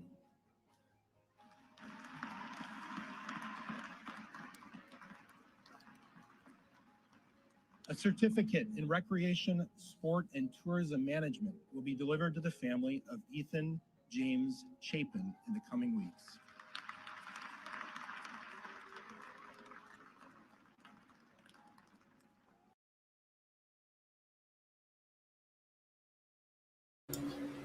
Okay.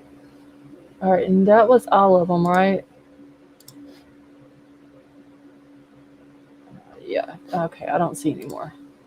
I hadn't seen Xana's either. So they didn't do one. What about Ethan?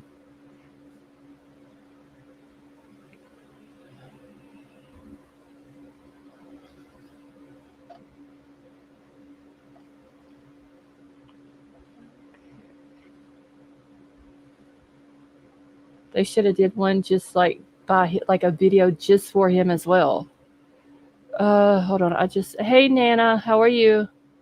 I just saw somebody else come in a second ago.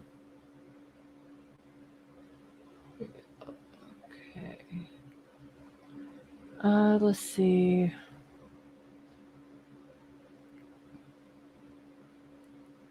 Oh, Rosie, I'm so sorry to hear that, honey. Sunset Gazing, how are you?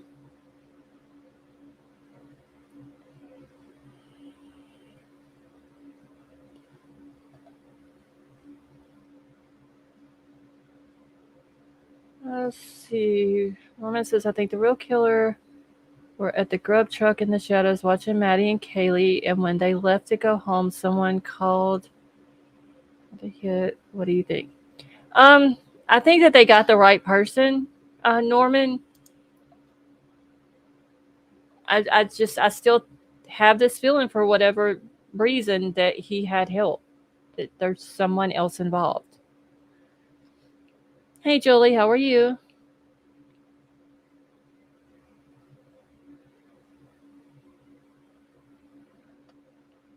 Hey, y'all, that was very sad to watch, those 3 videos. But I am glad that the college did decide to give it to them. Because, I mean, Maddie and Kaylee would have been graduating this year. Kaylee would have actually graduated in December. And I know that whenever they had the graduation ceremony in December, a lot of people got upset because they didn't recognize her. And, present her diploma. But I am glad now that they did. Because they both worked very hard for that. And even Ethan and Xana, they worked hard for theirs.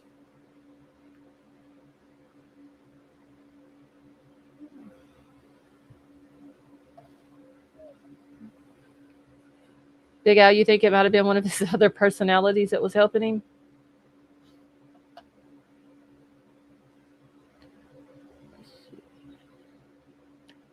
So it does seem as though exact science and psychology doesn't make sense in this scenario case. There are more twists and turns than an etch and sketch or drawing a Christmas tree. Dry eye. I agree. There is a lot of twists and turns, and there's people that's came out and been brought up in this case, and then we don't hear anything else about them, and then somebody else comes up, and then we don't hear nothing about them, and then we're told one thing, and then it turns out to not be that. It's something else. It's just all crazy.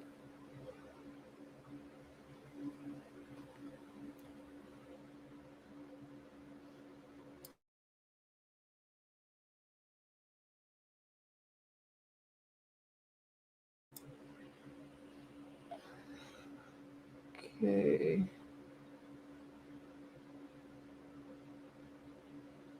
Let's see. How did the students know it was a stabbing at 9:30 in the morning?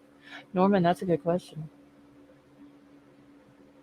Because if this was going around at 9:30 that this happened, where I would have figured somebody would have did a screenshot of it. Like, I know that Kaylee's mom had said that she heard about it earlier in the day. I don't remember what time she said exactly, but like, where's the actual proof? the screenshots and all that.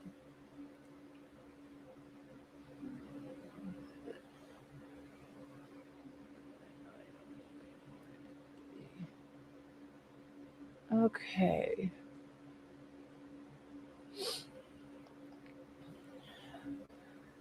See, the kids are afraid to say anything, but I mean, I and Pickle Me Elmo, yeah, they're probably scared. They probably know more about what goes on in that community or that town or whatever than what those of us who don't live around there know. Um, I get that they're scared, but just kids nowadays, they get screenshot happy. Okay, those videos can't not touch your heart as beautiful as they all are. I would love to have never known their names. I know. It's very sad to it's a very sad thing to watch because they didn't get to walk across the stage and accept the diplomas themselves, but at the same time it's a very happy thing because the college they earned it and they got it.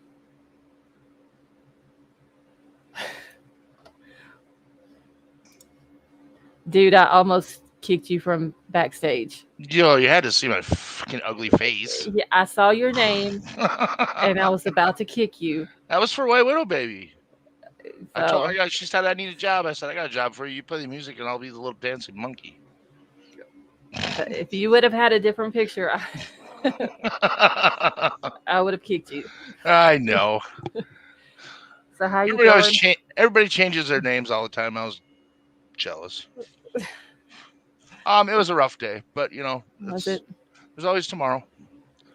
You know. Well, hopefully things will get better for you. I'm hoping so. So, is it still the issue that you told me about? Yeah. Oh, wow. Yeah, it's I was jumping between 120 and 185 heart rate all day. Oh, Just for dear no reason. God. That's not good. So out of nowhere, I'd go from 62 to 180 Wow. for a half an hour and then drop back down. Just it is what it is. Everybody's got problems, you know. Mine are just originally for me. Well, hopefully they'll get it straightened out. Well, you know, we'll see. They changed all my meds again. Oh, you know, that could and have it's something 4 or to do 5 with it. days before any of that shit starts to work. So Right. I'm sure a lot of people in the chat are in their 40s and 50s, 60s. They understand, you know, that it's every time these doctors mess with your meds, you know, Right. it takes a week before they even know if they're going to work together. True. True. You know, Well, hopefully, hey, Nora's grandma, how are you? Hopefully they can get it situated and you're not feeling bad and all that. Yeah. I can't get over this case. It feels like I'm on a roundabout and I can't get off. I know, it's crazy, isn't it? It's just like driving in freaking circles. It's like every few days something new comes out, and like that's what I was saying a minute ago. New people come out, and then you don't hear nothing about them. And then some other kind of news, something comes out, and then you don't hear nothing about it no more. It's yeah, like White Widow Baby said, we getting whiplash from it. It's crazy. Yes, P. Fox. It feels like when they jumpstart a car. It's exactly what it feels like. And I have a 8x6 burn on the front of my chest and my back from where they've shocked me so many times in the same spots that it's just like this sunbird times 100 is what it feels like. I mean, I was having a heart rate problem too. Mine would jump up over 100 and me just sitting at a desk. Yeah, that's what mine was doing. And I it still does it every now and then, but it's not as bad as it was. But I mean, I did the whole Holter monitor thing, and they said everything was fine. So that is crazy. 180 beats per minute. Oh my god. Yeah, it was actually 186 was the highest.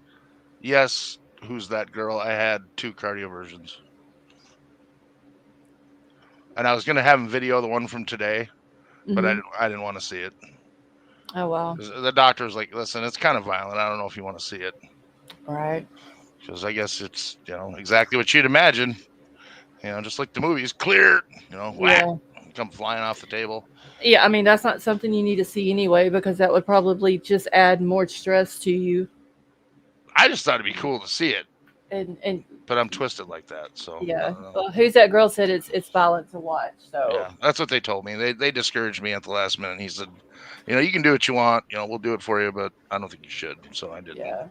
yeah, probably best that you didn't. But hopefully, it takes a couple of days for your meds to kick in and start working right, and hopefully they'll start working right, and I'll be fine. yeah. Everything will be fine. And if I'm not, then that's what it's supposed to be. Yeah, don't say, but we don't want that because Oh, I everybody know. here, Nobody does, but reality sucks.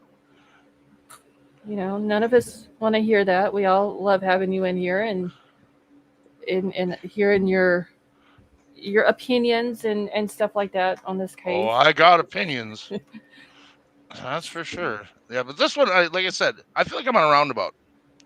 I it really seems do. like. It's every day something off the wall, and it's like one extreme to another. Right. And the infighting on YouTube over this shit is insane. True. I thought the Rodney case was bad. My God, have you looked at what's live tonight? No. Oh God, look at what's live tonight, and you'll just laugh. No, I It's haven't. crazy. They're battling again. That bullhorn psycho and the candle guy or the soap guy, whatever he is. They're all fighting again, and I don't know. That again, that's why your channel's doing so well. Well, thank you. Don't worry, Bread to Kill. I got all my chins up. Wait, who? Bread to Kill said positivity. Al, keep your chin up, and I said I got all my chins up. Oh, okay. I just call him Brad. That's why I didn't. That's why I didn't know who you were talking about. But yeah, it's crazy. I mean, we literally, I didn't expect to wake up yesterday morning and there be a whole grand jury thing coming out from the day before, and now there's no prelim. I'm still confused about that. They just. Where did that come from? It just out of nowhere. When have you ever heard of a grand jury this far into something? The guy's in jail. They don't need a grand jury at this point, do they? I mean, I don't know. I don't know what they're. I don't know if they just didn't want their evidence challenged by the defense in a premium. I'm guessing so. They're just trying to make sure everything is in bold and dotted and crossed, and I don't know. Thank you, Elena, but I'm going to donate that to the other monitor fund, because if we don't get her back on 2 monitors, she's going to have a fit. Dude, I ordered, and Werewolf Queen, thank you so much for that super chat. And she says, get Big Al some chocolates for me. Thank you. That was very nice. I did order my monitor today. Mm-hmm. I ordered my RAM today, and I ordered my HDMI splitter. Atta girl. So RAM will be here. You ordered a splitter? Yeah, I have to have, because my the computer that I have only has one HDMI in it. So I had to order a splitter for multiple monitors.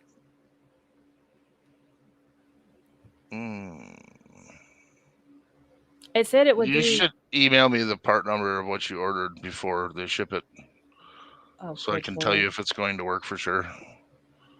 You would have been better off just buying another graphics card for $60 and dropping another graphics card in there.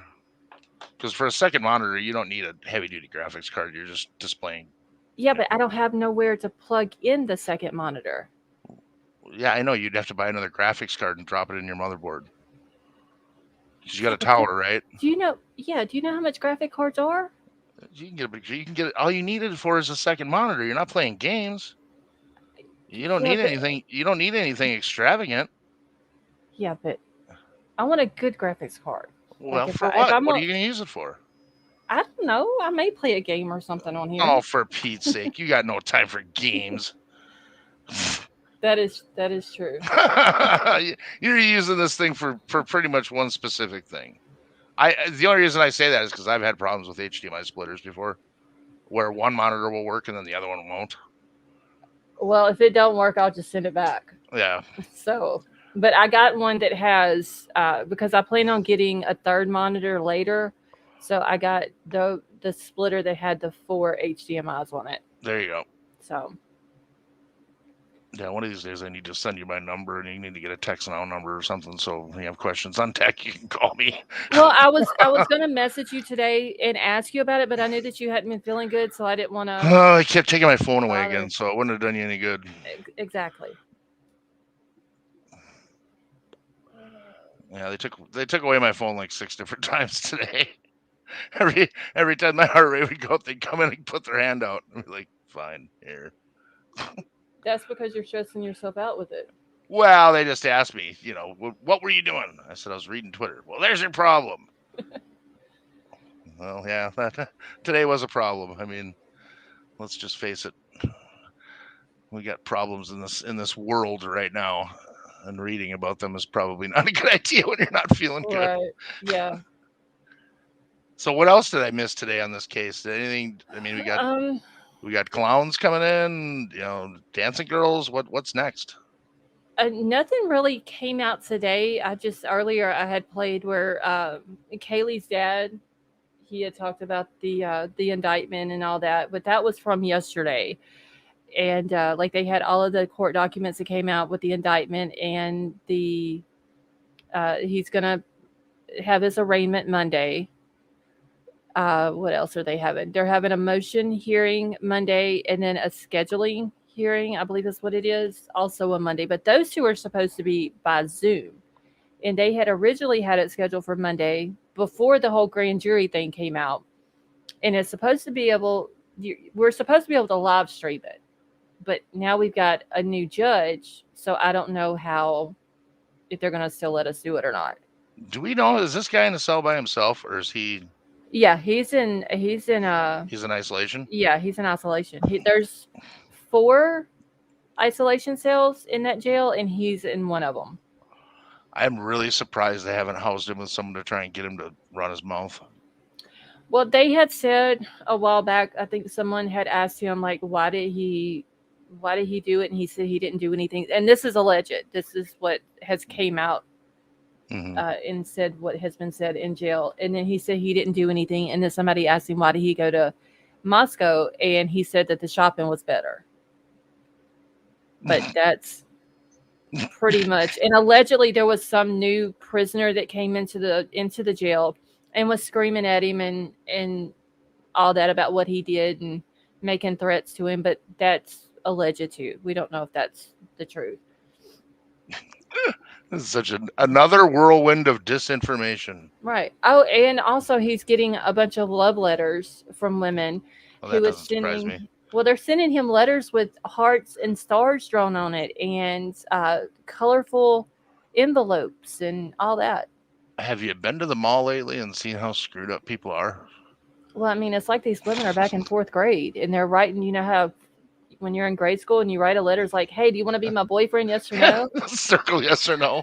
That's what it almost seems like. The worst is getting that note back and it says absolutely not. But I do know, and I had the screenshots on my other computer, but I do know that there has been women that has sent him money on his, what is it? Not JPay. What is the other one? Tailmate or whatever it is.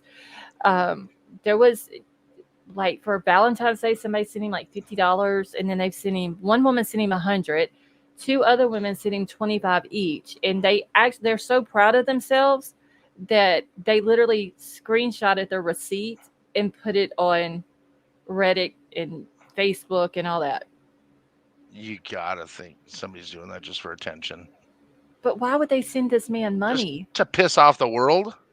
There's some people that get off on stuff like that. That is so crazy. Think about how many people on the internet get off on negative attention. Yeah, that is true. There's a lot of people on the internet that they don't care what kind of attention it is, good or bad. They just want it. Yeah. Well, I mean, like they always say, any publicity is good publicity, whether it's good or bad. So, right. But that is just, and then the woman from Kentucky, she was saying that he was her, what did she say? He was her undivine something. I forgot how she put it, but she was in love with him and that she wanted to be with him, and she was lovesick over this guy and all this and that. And so tell me you're a whack job without actually saying you're a whack job. But look, this same lady was doing this. Like, there was a guy that was in Kentucky that had murdered some people, and she was sending this guy money on his books and was sending him letters and going to see him. And she was so crazy that the inmate told the prison, "Do not let her back in to see me." Tad, I'm that's rough. sorry. Tad hates it when I say that the Brittany woman is from Kentucky, but that's where she's from. She was going to see the dude, and he literally told the prison, "Don't let her back in to see me." And now she's done started on Bryan Kohberger. There it is. You just proved my point. Any kind of attention they can get. Yeah. And there's actually a medical term for that called hybristophilia, that these women, and I'm sure men too, get attracted to these people who are in prison for murder and all this. Well, I know when I'm trolling the female prison sites looking at mugshots, I stay away from the murderers. Just saying. Financial crimes, no problem. Little drugs, no big deal. But murderers, nah. I don't care how hot they are. But that's just it's craziness though. Like, and this woman has a 16-year-old son. So just imagine How screwed up he is. well but just imagine she's on social media. So all of I'm pretty sure she's probably friends on Facebook with some of the parents that her kid goes to school with. And she's posting this stuff on Facebook. Just imagine what people are saying to this kid at school and probably bullying him and everything else. Troll. You give Kentucky a bad name. No, she gives love a bad name. Troll. Let's get the song right. Yeah. It's ridiculous. And Kentucky's not bad. Most of Kentucky's really nice. Yeah, I mean, I got family from there, and it's not a bad state. It's just that woman. You don't want to go to jail there. I can tell you that. Well, I don't know about that. Yeah, you don't want to go to jail there.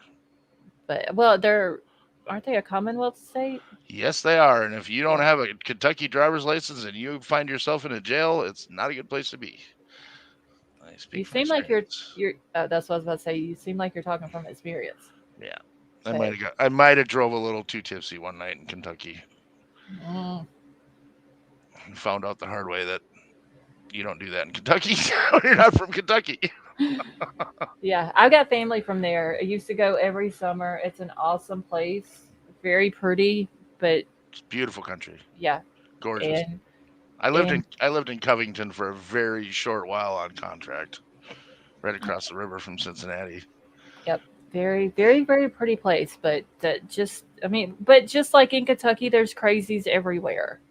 Oh yeah. And like I said, Tad in chat, he hates whenever I mention about the Brittany Hislop woman and being from Kentucky, but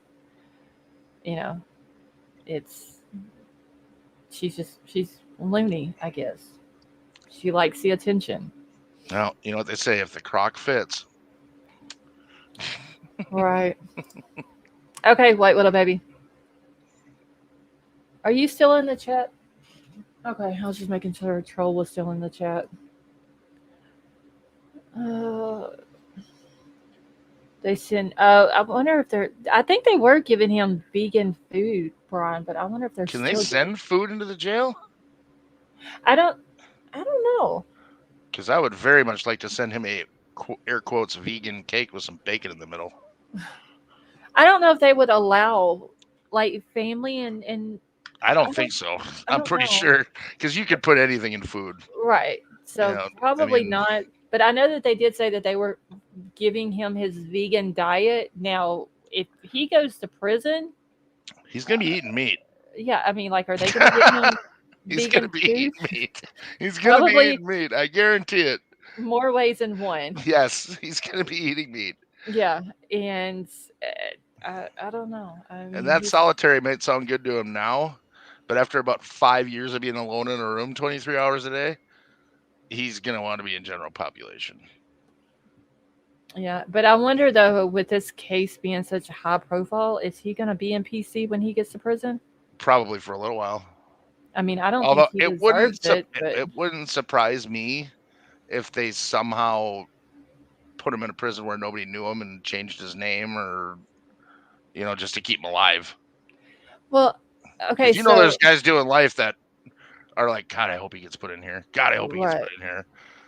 yeah, especially with it being, even though Kaylee and Maddie were both 21, they're still all 4 kids. They're kids. Yeah, and there's some people in prison who don't like people who mess with kids like that. Whether it's murdering them or doing other things to them or whatever, some people in prison get very upset over that. No, most convicts say no to pedos. Right. Pedos are child killers or child abusers or anything like that. It's one of those unwritten rules that the scummiest person on the planet can still have some kind of rules. True. That they live by. See, if he's on death row, he will be in a cell by himself. Yeah, that's not always true. But I wonder though, so he's gonna have to go to trial in Idaho. He'll be convicted there if he's found guilty, whatever. But I wonder, does he get a choice? Can he ask the court if he can get a prison or get into a prison that is closer to his family? I don't think so. And the death penalty is involved. Well, no, not if he don't get the death penalty. Oh, if he doesn't get the death penalty? Yeah, I wonder if he could, because some people that go to prison, they will ask that, but I don't know if that's for certain charges. I thought that was only, someone in the chat will know this, but I thought that was only for federal. Could be then. I thought that was only for federal, and if it's a state thing, they'll move you around within the state. Mm-hmm. Because his family, they're out in Pennsylvania. So they're claiming, I've seen somewhere where they didn't even have no money. If he was to ever gotten bail, they would have had no money to pay the bail. I wonder if they're even going to be able to make it out to Idaho for Monday for the arraignment. Jay Clark says anytime they move him, there's a cease movement in the whole jail. Oof! Wow, that is crazy.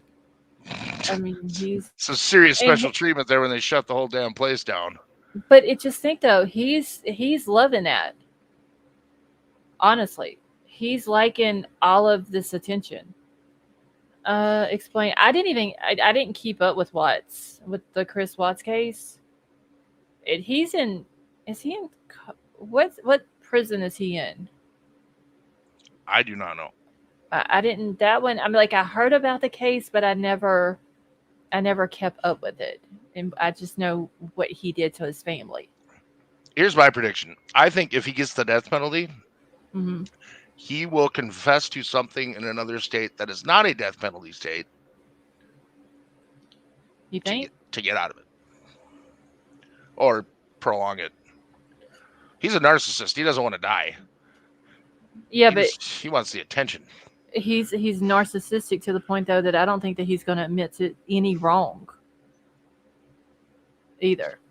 If it keeps him out of the chair or off the table, because I had asked this earlier, if he's offered the death penalty or if he's offered a plea and it takes the death penalty off the table, is he going to decline the plea and just take his chances and see how it plays out in court? It's a good question. Or is he going to take the plea and he just spends the rest of his life in prison? Honestly, I just don't see him admitting to anything. I don't see whether he's guilty or innocent. I don't see him saying that, yeah, I'm guilty of this. I'm going to take the death penalty off. I think he is to the point and very egotistical to where he's going to be like, you think he's going to roll the dice?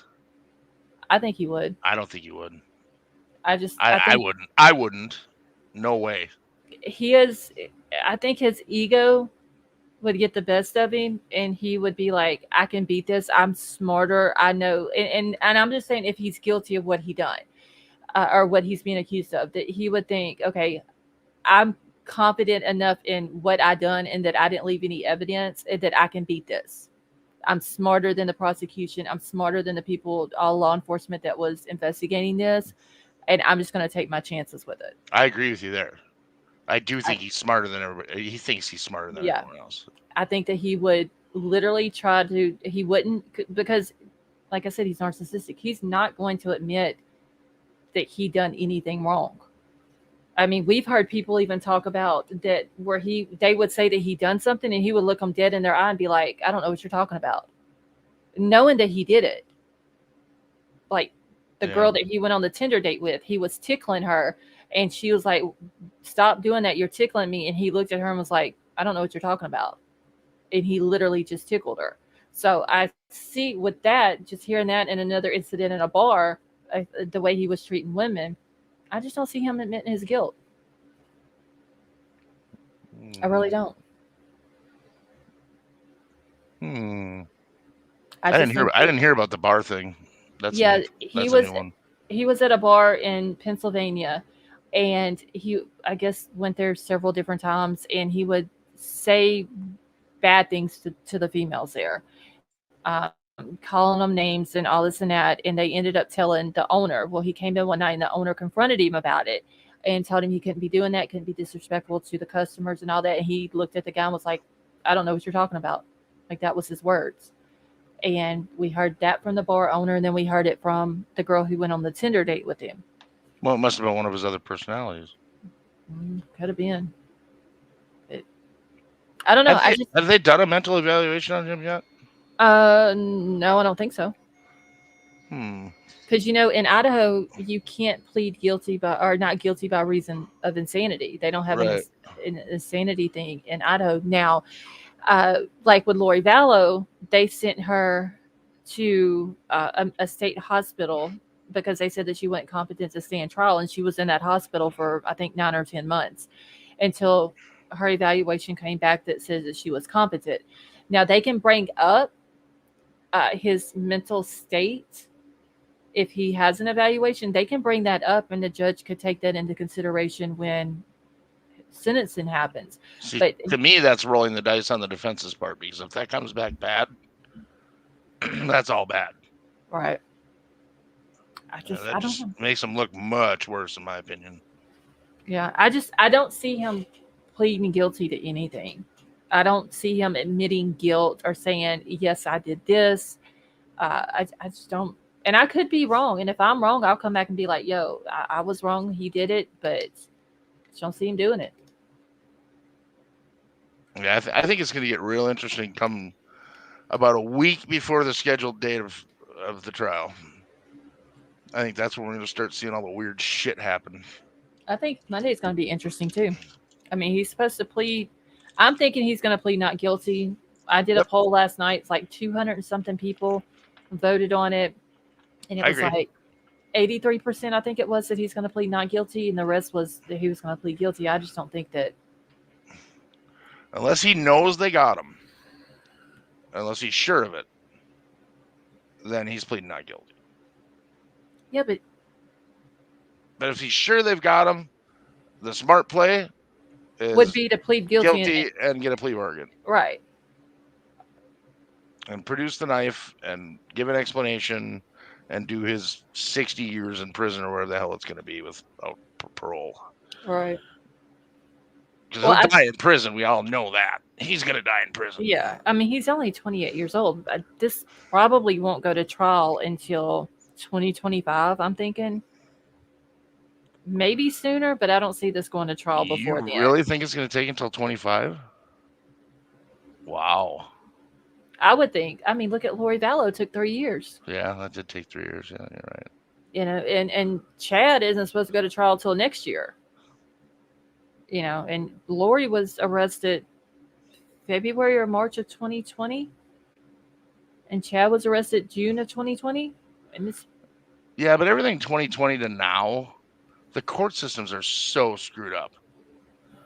They are so screwed up from all the shutdowns. And I mean, even here, you can't walk into traffic court still. True.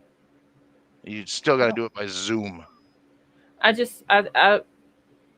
Taylor, I think she's going to try to drag it out as long as she can. King Scarlet, are you talking about the one girl's dad? Dave's testimony? I'm not sure what she's referring to. Dave is one of... Hold on for a second. Troll's trying to tell me something. Hold on just a second. Troll's probably telling her, this Al doesn't pay attention to shit. It's not that. I've just been lost in other things. So sorry if I'm constantly asking for catch up, guys. What now? I said trolls probably saying Al doesn't pay attention to shit. And it's not that, I swear. I want to know what's going on. I just haven't been able to. No, Dave is not his real name. He's allegedly a U of I student, and he all of a sudden comes out. He goes on 2 different panels, uses a voice changer, which I get that because he doesn't want people to Sketch. yeah, he doesn't want people to recognize his voice and stuff like that, which I get. Um, and he starts telling this whole big story of what happened, and people knew about it that morning before police were called. And I'm just like, where's screenshots? Because everybody's screenshot happy nowadays. Well, if he was on a panel, it ain't gonna be very hard to figure out who he was. Tell you that No. right now. He logged into YouTube and got on a panel. They'll be able to figure out who he is. Well, I had seen where some people were saying in some other chats that the dude sounded like he was older just by some of the things that he said. Like there was one thing he said about booking it down a road. Like, what college age guy says we were booking it down the road? That's like something. That's an early 90s ish word. Yeah, I mean, it's not something you hear nowadays. Not from somebody in college, anyway. But there was just, hey, Jamie, how are you?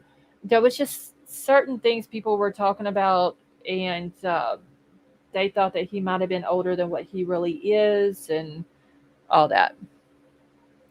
So I don't know. It was. Yeah. I didn't listen to the whole thing.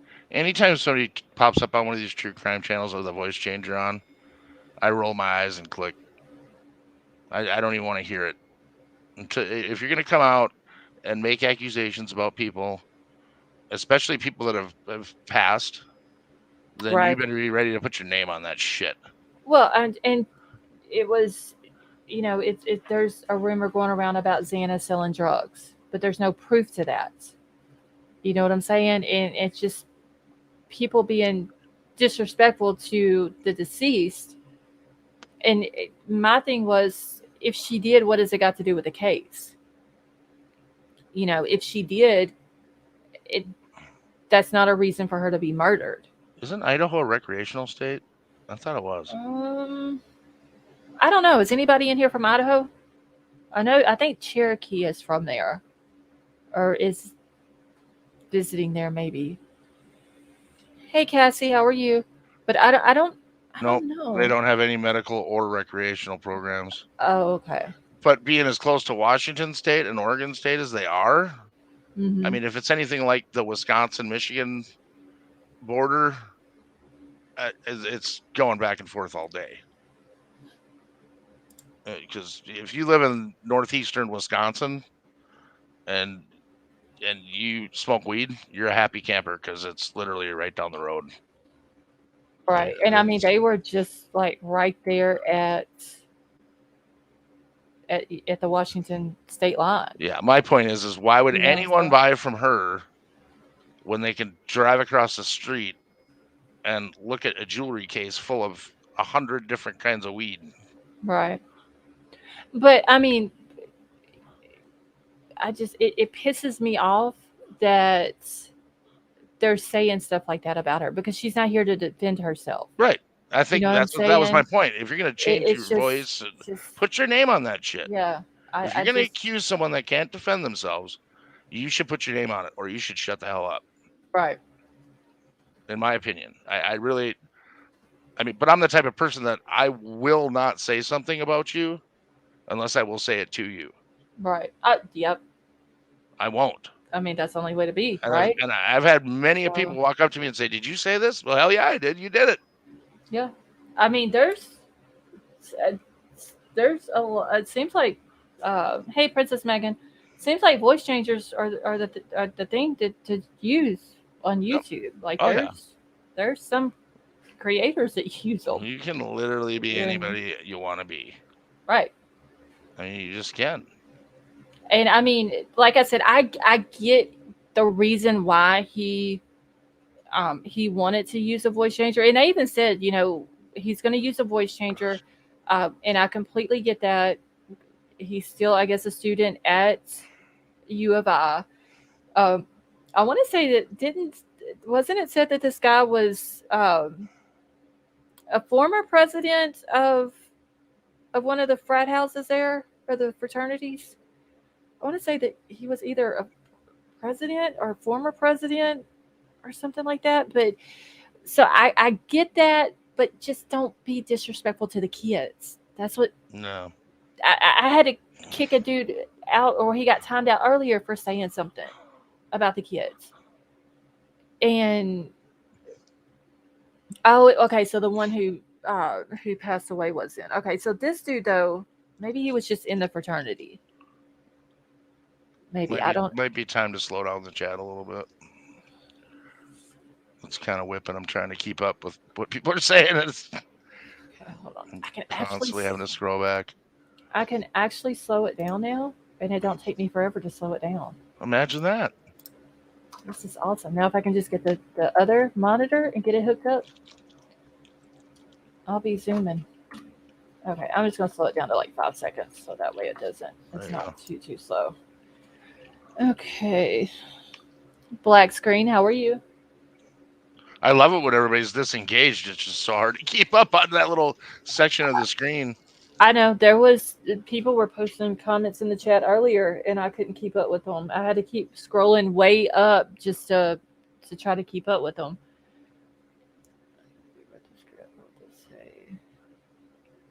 Oh wait, and I heard she's the one that wrote the script for what to say, and he used a voice changer to put all the bullshit out on the students. Wow, that wouldn't surprise me. Who wrote the script? Another creator. Oh. Yeah, I'll tell you when I pull up what's on YouTube live, it is amazing to me how much true crime is on there now. Right. All right. Thank you so much for becoming a member. Welcome to the family, honey. Yeah, there's a bunch of crazy crap on here. I will say this though, at night, you're pretty much one of the only ones. That's why I go live late. Yeah, I think it's a good choice. I mean, I've held this slot pretty much since I started doing lives. I started the 10:30 slot, and which now I've been having to go live at 10:45 because I'm always having stuff to do, and then I have to end up running to the store before they close and all this and that. So I've been starting at 10:45, but I've held this slot for first part of June will be like a year since I've started doing lives, and it's always worked out. Everybody's a night owl with me. Yeah, I can do it a lot of the times, but there's certain times that I wake up in my chair with my mouse and I hang out. What am I doing?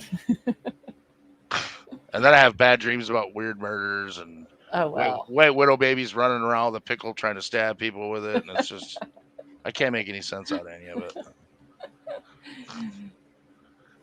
But I have to say, I have an awesome chat. Oh, for sure. One of the best I've ever seen, honestly, to tell you the truth.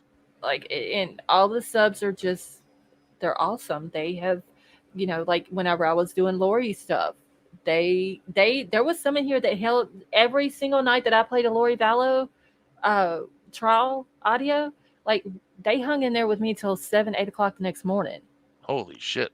Like, because I would do my regular live like I'm doing now, and then I would play the audio. I would do a separate live and just play the audio. And I mean, they hung in there with me.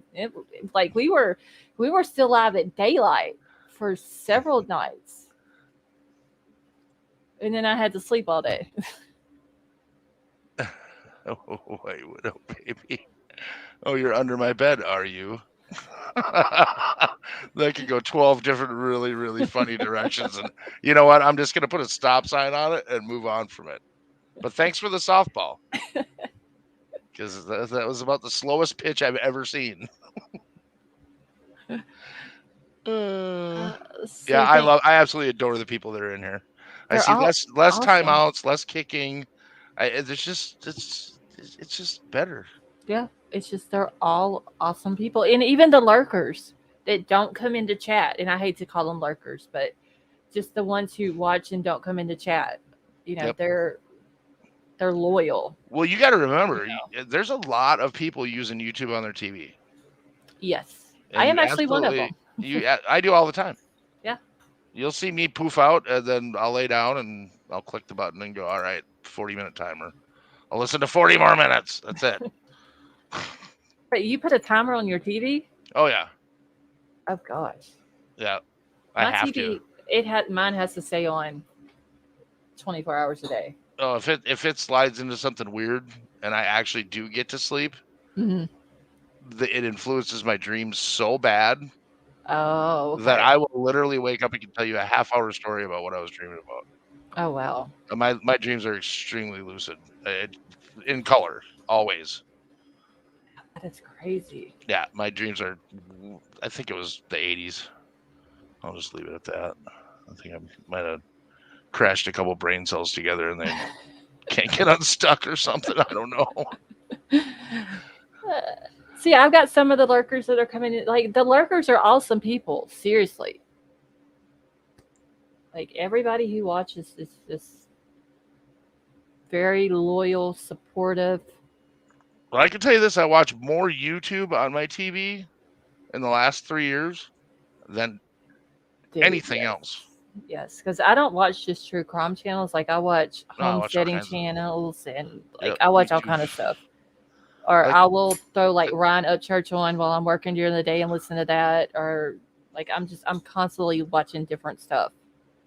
Oh, I got big news. Anybody who's in Minnesota, I know we got a few people.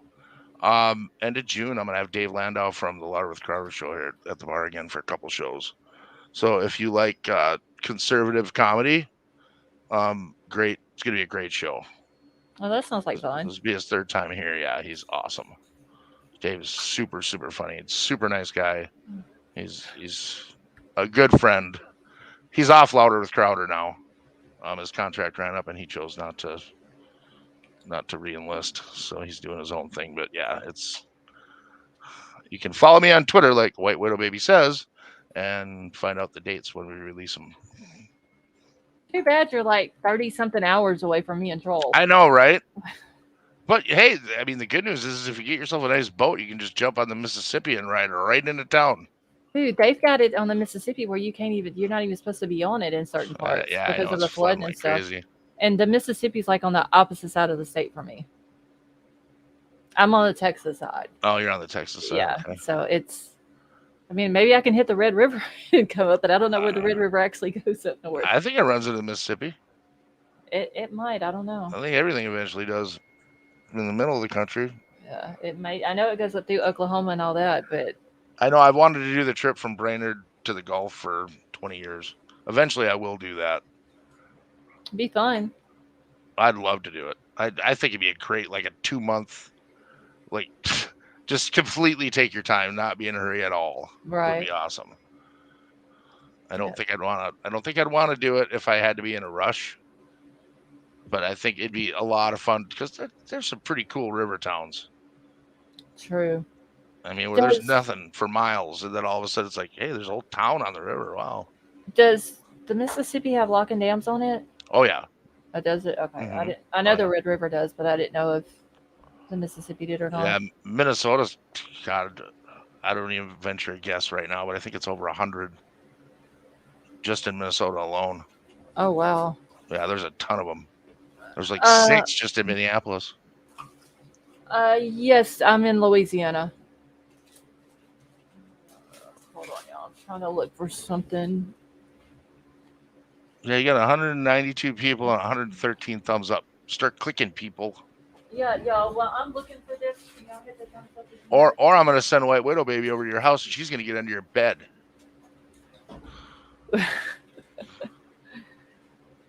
Let's see. Wait, Kelly Dam 11. Oh, it's 11:11 where you're at. Okay. I was about to say it's like 1 o'clock after 1 o'clock where I'm at. Let's see. They're also from Pensacola here. So you're not. Pensacola's not too awful far from from like New Orleans, the New Orleans area and all that. What a shame New Orleans has become, huh? It's Jeez. That's what I was talking about the other night. We literally, just in the state of Louisiana, we have 3 cities on the top 10 for the most dangerous cities in the U.S. New Orleans, Baton Rouge, and Shreveport. I'm glad I got to go the few times that I did when it was still safe and relatively safe and fun. And like I was talking, I think it was last night or maybe the night before that.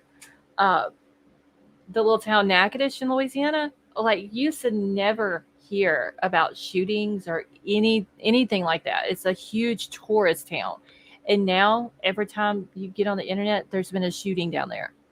Like it's getting ridiculous. Yeah, it's pretty bad here too. Minnesota's getting really actually out of control, but you don't hear about it on the news because that's not what the news wants you to hear. Right. I mean, here, that's all you hear. Like, if you turn it on, like, to the Shreveport news channels, that's all you hear every single night, multiple shootings in Shreveport. Yeah, And here there's there's a theory amongst some of my law enforcement friends that someone has decided to arm up the gangs because they have found so many automatic weapons in the Minneapolis area in the last 2 years that there's just no other explanation for it. Right. Like homemade kits for turning these guns into automatic.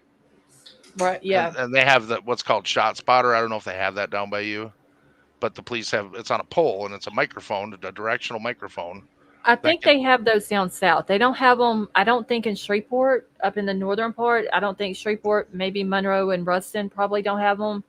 I don't think Alexandria has those, but I do believe I had read that New Orleans and maybe Baton Rouge has them. Well, they can tell the caliber, direction, distance, rate of fire.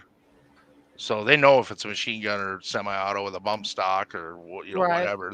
They can tell on there. And in Minneapolis, it's like 8 out of 10 of the shootings that are reported right now are automatic gunfire. Yeah, which is crazy.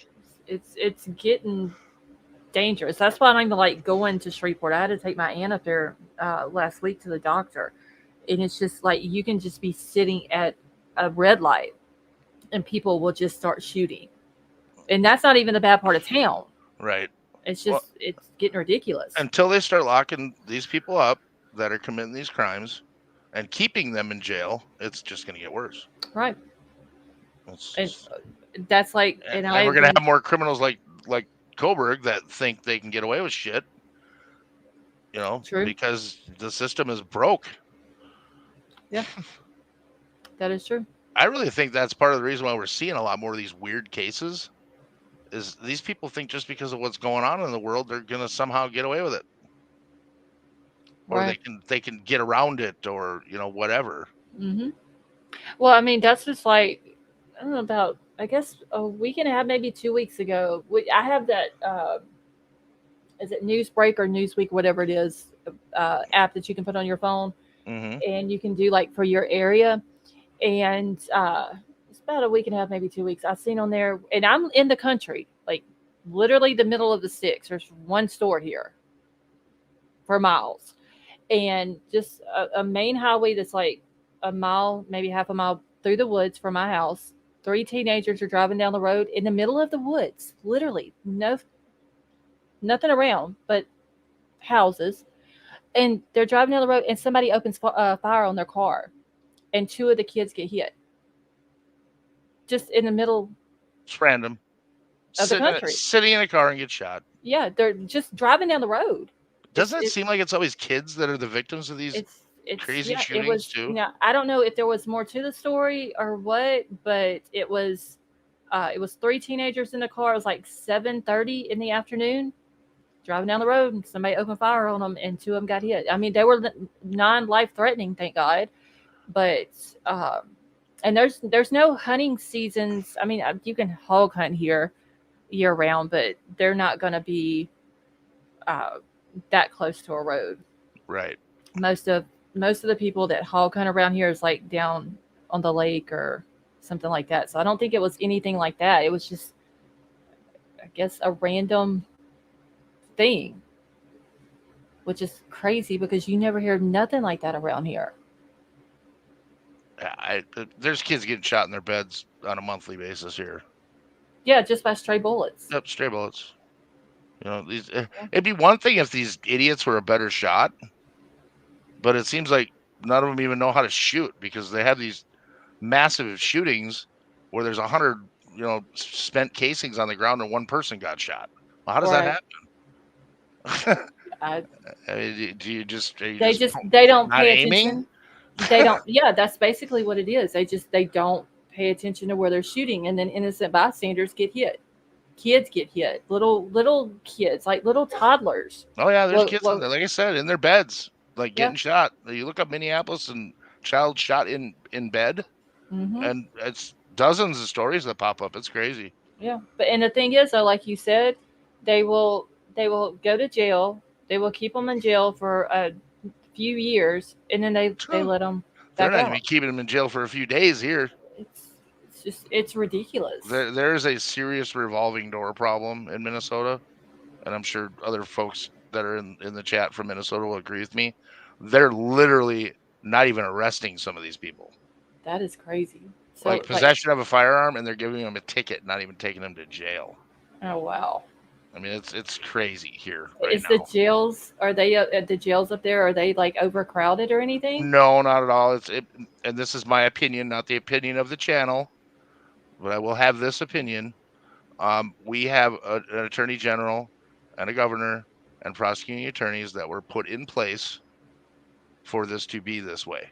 Oh, okay. Because they are turning their heads to just let horrible crimes and letting it happen. Oh wow! And people are recommitting.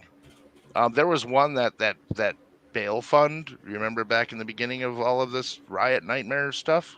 Mm-hmm. That Kamala Harris was pumping up. Right.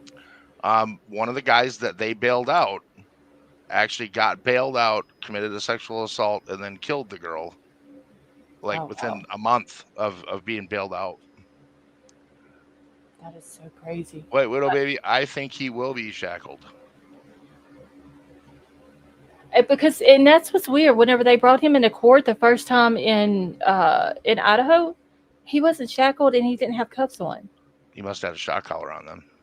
I mean, like they had to have some way of disabling him. They're not going to just let him stand there. And well, I mean, they like where he was sitting at was literally 2 steps from the door that they brought him in, and there was a cop that was up against the wall, but kind of like in front of his table, and then there was one that was standing behind him. But when he goes to trial, or even Monday, depending on how long he's going to be in there, I mean, the cop, they could probably stand there with him, but I don't know. I've watched a lot of videos of sentencing freakouts where people get sentenced and they lose it. And it don't take very long for them to take out a couple people before there's enough deputies there to put them down. Right. That's why I think they should all wear a zap collar. Every one of them. No, if they're there for trial, they should wear a zap collar. Wasn't it? What was his name? The dude that ran over the people in the parade. Oh, in Wisconsin. Was it Daryl Brooks? Is that his name? He represented himself and he made a big deal. Wasn't he claimed that he was shackled? Claimed he was shocked. Yeah, that he was shackled and they were shocking him or something like that. No proof. Yeah. There's just no proof of it. Yeah, I didn't know. I'm sure they do shackle people to the floor while they're sitting at the table. I would where they think have so.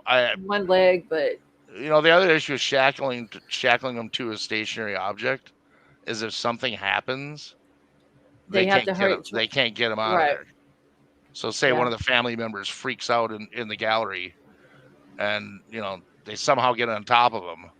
Right. There's no way to pull him. There's no way to pull him out. Yeah. He's stuck. So I wonder if because somebody in the chat said that Lori was shackled to the floor. But I wonder.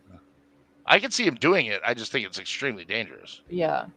Yeah, because I mean, just too many things that can happen. That, somebody trying to jump on them, fire, anything like that. Like they would have to try to get that person out too I can tell you this. Excuse me. If the building's on fire Mm-hmm. and it's me get out or unshackle his ass from the floor, he's a fucking burnt marshmallow because I'm out the door. But And again, that's my opinion, not the opinion of the channel. Just so I can clarify that. So I don't know. I mean, own. I don't know if he'll be. I think he'll be shackled, maybe, but maybe not cuffs. But then again, they've got those zap belts that they put on them. That it's a belt and you can't even see it.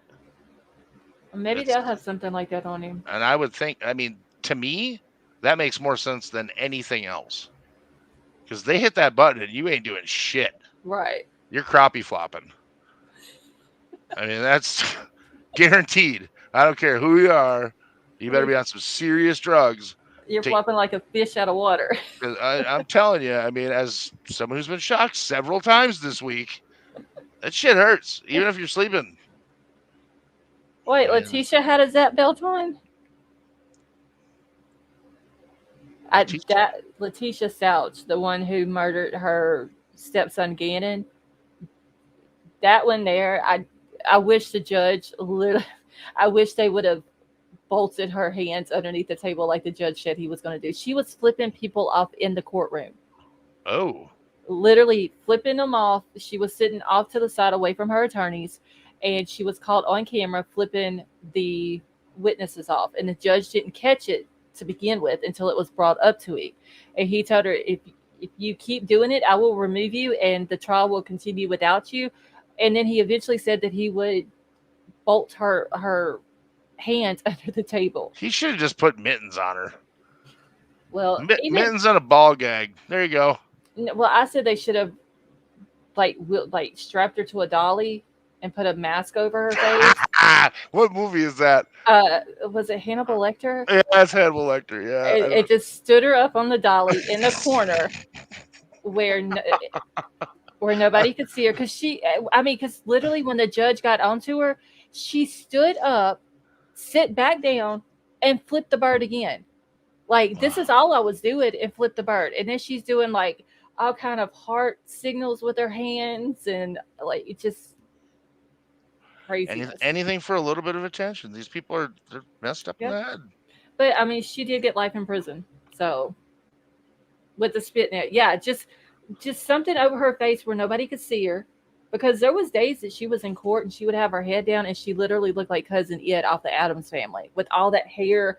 Or you see those horror movies where these like very pale looking demon possessed people, and then they get the camera right up close and they like flip their head up and their hair is like all in their face. That's what Letitia reminded me of. The way she looked. Should have duct taped her hand to the chair. Use Gorilla Tape. It hurts a lot more when you rip it off. Somebody said, King Scarlet, didn't she say happy birthday to her daughter or something like that? Oh, for Pete's sake. In court? Her daughter had to testify. And I think I had read that she had said happy birthday to her, was singing happy birthday to her or something like that. She was I think she was trying to play, because she pled not guilty by reason of insanity, and I think that's what she was trying to do, was play that whole insanity thing, and it didn't work out for her. She got life in prison without parole, so she's these days in prison, the ladies can even get a little piece of ass. There's dudes running around in all the jails now, so it can't be that bad.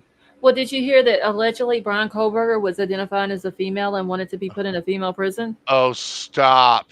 Yes, there was an article that came out. Yeah. There was an article that came out that said that Bryan Kohberger identified as a female. He was tired of hiding it. He did not belong in a men's prison, and that he wanted to be transferred to an all-female prison. And this dude is not even in prison yet. Oh, my God.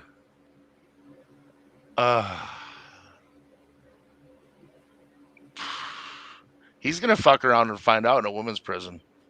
Yeah. I'll tell you what. There's some females in there that are going to turn him inside out.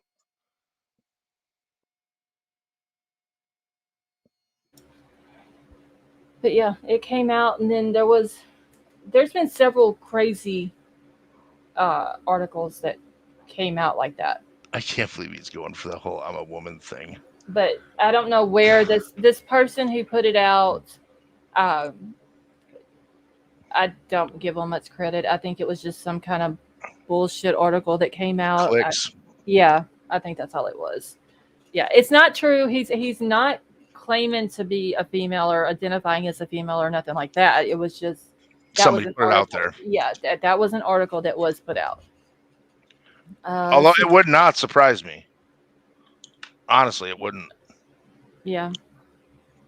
And that's what Troll was just saying, that he thought it came out as an April Fool's joke, but I remember I'd seen it. It was like a few days after April 1st, so I don't know. But I even wrote the guy who wrote the article and was like, I was just curious, like, where are you getting the information from? And he never wrote me back. Well, of course not. I mean, craziness that they put out with some of these cases. Clicks. That's, yeah. I have noticed that in the true crime community, people will say almost anything for the clicks. True. And there's some of these people that will actually do things for the clicks. Sure. Like show up at people's houses with a bullhorn and not leave for 2 weeks. Yeah, there's some craziness that goes on just to get any type of attention. What was the dude's name? Was he on Twitter? Does he have a YouTube account? Because I know exactly who we're talking about. What was the dude's name? White Widow Baby that put it out. Shit, what was his name? White Widow Baby has a computer for a brain. Oh God, they can keep up with everything for me. I'll tell you what, if her and Sleuthy ever got together, that might be like the particle accelerator blowing up. But White Widow Baby won't talk though. Michael Mancini was his name. I think she would talk. She wouldn't. I tried to bribe her. She won't get on panel and talk. Really? Yeah, she won't.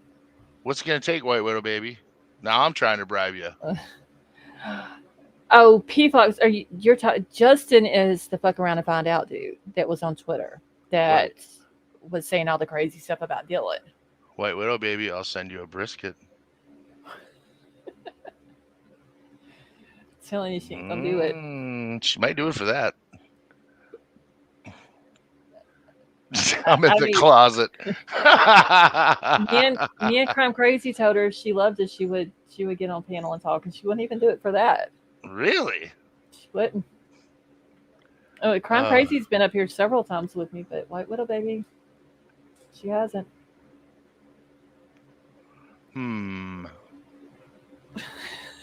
You don't stand to pee, do you, White Widow Baby? She says her daddy's got 3 smokers. She's good. Shit. Oh God. If one day is never going to come around, like, come on. Like, I've literally heard all of my mods talk except for White Widow Baby. She's the only one. God, that just makes me super curious now. Imagine, Snooki from... Yeah, just imagine Snooki. I did try to call you, and I was asleep. Well, like, I was dead ass. I was out. That's Troll's fault. Troll was supposed to be watching the chat that night. Troll wasn't. Oh. That was when Troll doing sleeping? Yes. Because I had did one of the Lori Vallow audios, and I hadn't had much sleep, so I just let it play. He was going to watch the chat for me, and I was going to go to sleep. And then once it was over, he was going to wake me up so I can stop, StreamYard and all that. And he fell asleep, and it continued playing like an hour after it ended. And her and Gigi, and there's like several of them still in the chat, and she was trying to get in touch with me. She couldn't. That's funny. Well, hey, you got a longer runtime on the video, and that'll get you more money. Well, So, well, I had to edit out like the last hour and a half of it because there was like music and everything else on it. oh, geez. Yeah, so I had to edit it out. I've been hearing from a lot of creators that I know personally that they are demonetizing videos like crazy right now. Anything with music in it, I have gotten not a copyright strike, but a copyright claim. And then it gives you the option either you let whoever's claiming it just give them the money off of that video, or you go in and you edit the part out. And then as soon as they see you've edited it out, they drop the claim. I would never give someone the money because it could be anybody. Right. And so and that's what happened with that video. So I just went in and edited like the last hour and a half and just left just the audio for Lori's trial. And then like within 2 or 3 hours, they dropped the claim. So it wasn't no big deal. I'm a mystery. That you are. Christy has heard me talk. We talked for 6 hours. Oh, yes, I've heard Chris talk too because she's been on panel with me before. Just like little baby, I haven't. We're going to have to get her up here, y'all. We need to have an all mods night. And then she has to get on panel. That would be cool. That's what we need to do. I'd be down for that. Yeah, that would be a lot of fun. And we would have to get Christy in here because I do miss her too. But she is one of my mods. But she's been having a lot of health issues and stuff like that with her heart. So we'll say a prayer for her because it ain't no fun. Yeah, she had open heart surgery. Oh, and she's still feeling the effects of it. So, and it's been several months since she had it, and she's still sore and still trying to get over it. So, but every now and then she pops in and says hi and says she's listening. And oh yes, and Common Sense. Common Sense is another one. I lost all Common Sense years ago. Common Sense is hilarious. If you ever get to meet her, she's a mod that's been with me from the beginning too, and she is just downright hilarious. My modship is more like that degree that you get from a college for not doing shit, but they just want to give you one. That's what my modship is. Yeah, but you give a lot of good information. I do. I try to pipe in when it makes sense. Yeah, I mean, so it's not like you're just up here and not being helpful in some type of way, because you do give good information and good opinions and all that. So I try. And you're about the only mod I can get on the panel. Nobody else wants to. None of the other mods. Now, Crime Crazy will come up, but she's been super busy too. And so that's why she hasn't been in chat a whole lot.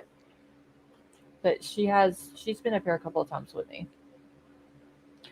And Bryan Hoffman, I don't see him in chat tonight, but he's always saying, I want to hear what Troll's voice sounds like.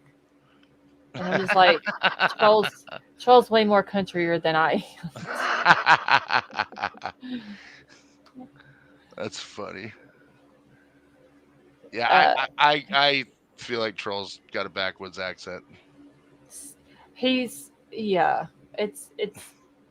more country than I am. I will say that. Jamie Texas chick says, I sound like a damn hick. Ain't nothing wrong with that. Yeah, ain't nothing wrong with that. Thank you, Callie Dom. Yeah, prayers for everybody who is sick or just not feeling good. Yeah, it's just everywhere I turn lately. We've got 2 friends on the transplant list, one for a liver, one for a kidney. You know, Wow. It seems to be a lot of people are sick these days. Vapor said, what would he need to start a website similar to YouTube? A lot of money. A lot of money. A lot of bandwidth. You're going to need, someone to handle your storage and your bandwidth, and that's where you're going to run into the problem. That's why Rumble had to basically completely redesign a whole infrastructure because Amazon Web Services refused to host their content for any amount of money. I still need to check into Rumble too. Rumble's pretty sweet. It's coming along. It's come a long way. I will say that. But it's since YouTube started like straight up banning creators, Rumble's really taken off. And there's live streams on there with 300,000 people. Oh damn. Yeah, it's crazy. I'm gonna have to check into it. I was trying to check into the whole Streamlabs thing and see if I would like it better than StreamYard. That shit's like complicated. Oh yeah. Like super, but it gives you more things to do with it than what StreamYard does. Streamlabs is more for we used to use Streamlabs, and it's more for when you actually have a producer that's running things. Well, somebody's actually running it that's not speaking. Well, yeah, I'm like a one party person here. You know, it's I'm doing all of it. So there's a lot of small tools that'll make your life a whole lot easier.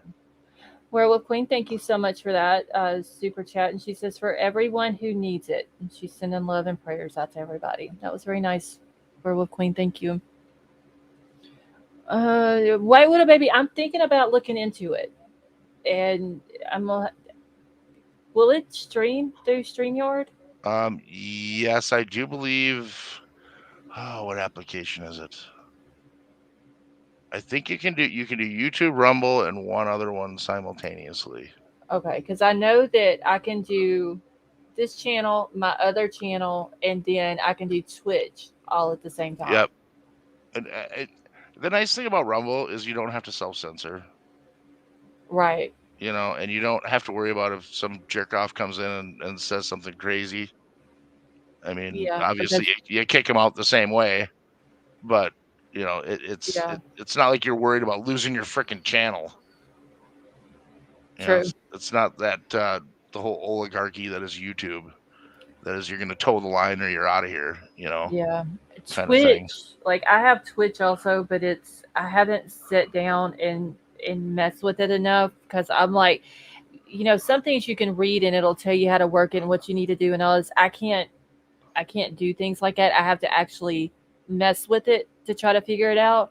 And Twitch, it's going to be like an all-day process. I thought Twitch was more for gaming. It is, but there's also some true crime streams on there. I don't know if I like it though. That's the thing. Maybe because I'm just used to YouTube, but Twitch seems like it's complicated somewhat also. But I do need to start messing with it some. Yeah, was it Faber says this is why I want to start one. Yeah, I mean, if you got a couple $100 million laying around, burning a hole in your pocket, Vapor, I'm sure you can make it happen. You know, it's I don't know. Somebody was just talking about fighting. Brad was talking about we need to fight for our American rights with regards to these platforms. I agree 100%. Yeah. But even there, you look at what's come out about Twitter and Facebook in the last year, and they've been driven by the government. And a lot of people thought that was a free speech. They were free speech platforms, and they weren't. All right.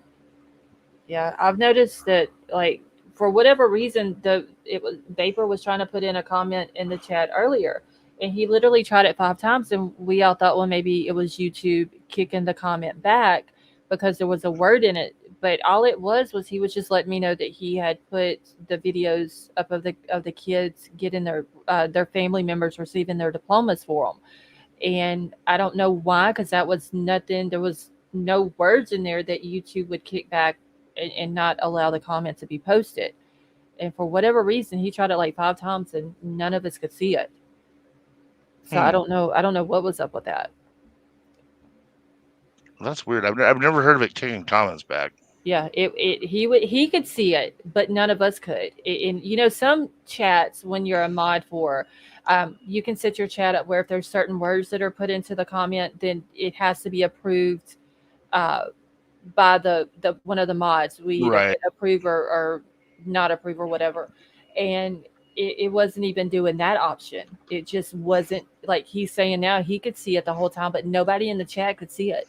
and I couldn't see it on YouTube chat. I couldn't see it on StreamYard chat, and I don't know why, but literally, it was nothing that YouTube should have not let me post it. The only time I've seen them mess with comments like that is I've seen them go out and completely shut off chat for a whole broadcast. Like, just Yeah, take it out. Like, chat I've, has been hidden for this broadcast. I've never had that happen, but was it Tonka that was in here one night and she said she was trying to post something and it was happening like when she would post certain things, it wasn't letting her post either. Might But have maybe on a YouTube timeout. no, she wasn't on a timeout either. It was just like she was talking because she would ask if we could see her.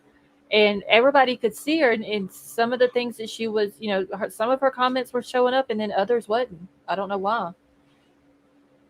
Yeah, that's It really was, weird. see, Tonka said it happens a lot. And I don't know why, but she's never posted anything that YouTube would not allow to be posted. And Tonka, by the way, how are you tonight? It was just, I don't know. It's YouTube has been funky here lately with their Well, they're turning a lot more to the left, that unfortunately. and their updates. I know that they've been doing a lot of updates and they've changed like on cell phones, like where you change it from top chat to live chat. Yep. That has changed, and then like I've noticed a lot of times, and even some people in the chat has said that as the live stream is going along, it'll jump from live chat back to top chat, and then when that happens, me and everybody else we miss comments. It's funny that you just said that. Mine just switched from live to top all on its own sometime in the last 5 minutes. Yeah, and see, mine does that a lot. So I always have my phone going with chat, and then I have my YouTube chat up on my screen, and then I have the whole StreamYard thing. And StreamYard, I've noticed a lot of times where I can see some chats in YouTube chat, but I don't see them in StreamYard chat. I don't why, I don't know, but I've noticed like White Widow Baby can say something, and then she'll retract her comment, and it'll take it off of YouTube chat, but it leaves it on StreamYard chat. Well, it's weird. Doesn't StreamYard feed YouTube? And then YouTube eats up what StreamYard's got and kicks back the chat to StreamYard? I'll have to look that up. I think that's how it works. I don't know. I know that whenever you do StreamYard, like your account, you have to link your YouTube channel to it. And then whenever you go to do a live, you schedule your live through StreamYard. And then you have to jump over to YouTube Studio because there's some things that you have to do in there too. You have to like your monetization, and you have to do like if you're wanting members only or subscribers only or whatever, you have to do all that through YouTube. Hop on one foot, pat your head, and rub your belly. Yeah, and so that's it. And I can do it pretty quick now because I've done it so many times. I schedule it StreamYard. I hop over to Studio. I do everything in there. I put my thumbnail in Studio and everything, all hashtags, everything, and then it's already scheduled, but my thumbnail doesn't pop up until I'm done in the studio. And so I don't know how that works as far as like the chats or whatever, but even in studio, like right now, I can go to the studio for this live stream and it's giving me all of my data, like my analytics, my stream settings, viewer in real activity. time. Yeah, stream health, everything. I can see all of that in my studio right now while tells me how many viewers I have, how many likes I've got, new members, like it tells me all of that. But it doesn't, like any of those analytics I don't get in StreamYard, just in the YouTube studio. Callie, if you type something in and then retract it, the mods can see it. If you just type it in backspace, we can't see that. But if you retract a comment, we can see it. Yeah, and see, I should still be able to see whatever's retracted on my StreamYard, not in the in the YouTube chat, but in my StreamYard I should, and sometimes it doesn't. It takes it completely out. So I don't know. I guess maybe because of the update that YouTube did, probably I guess about a month and a half ago, maybe that's when everything started going weird a little bit. White Widow baby, I disagree. Hey Avion, how are you? No mods cannot see. No, I don't know about retracted ones, but y'all can still see if a mod removes a comment. If y'all remove a comment, or if y'all time someone out, or if y'all block somebody with on their comment, y'all can still see them. Now, like if White Widow baby, where she put yes, if she retracts that, I still should be able to see that in my StreamYard chat. And there's a lot of times that I can't. Well, someone go ahead and retract a comment, and we'll figure it out right now. Are you still in the chat? I'm in both. Oh, okay. I'm in StreamYard and YouTube. So okay. Somebody that's not a mod. Brad, can you retract your comment where it says I've seen retracted comments as a mod, I believe? And let's see what happens. Hold on just a second.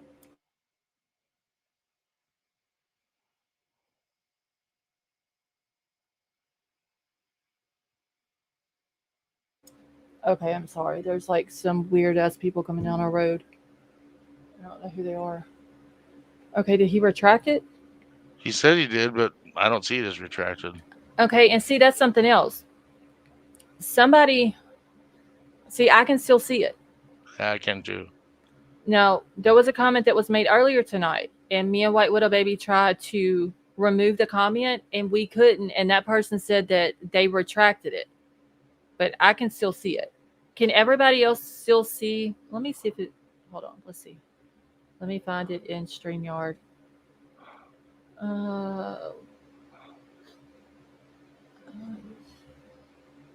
Hold on.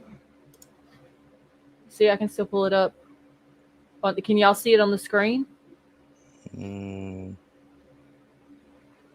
I see it on both my chats. Okay, and I've got it pulled up on the screen. But he said that he retracted it. So, see how it's like being funky here lately for some reason. I don't know what's going on. I don't know if they just ain't got the kinks worked out in their updates or what. White Widow baby, can you do the membership link for iPhone? I literally don't even know.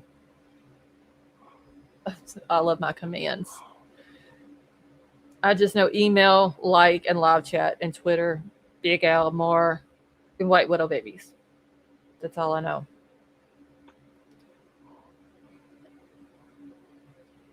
See, I found out mods on channels going back to past videos and blocking and lives. And see, that's wrong. They shouldn't be doing that. What are they doing? Proster Gang said that they found out that mods on channels are going back to past videos and blocking in the lives, like blocking people.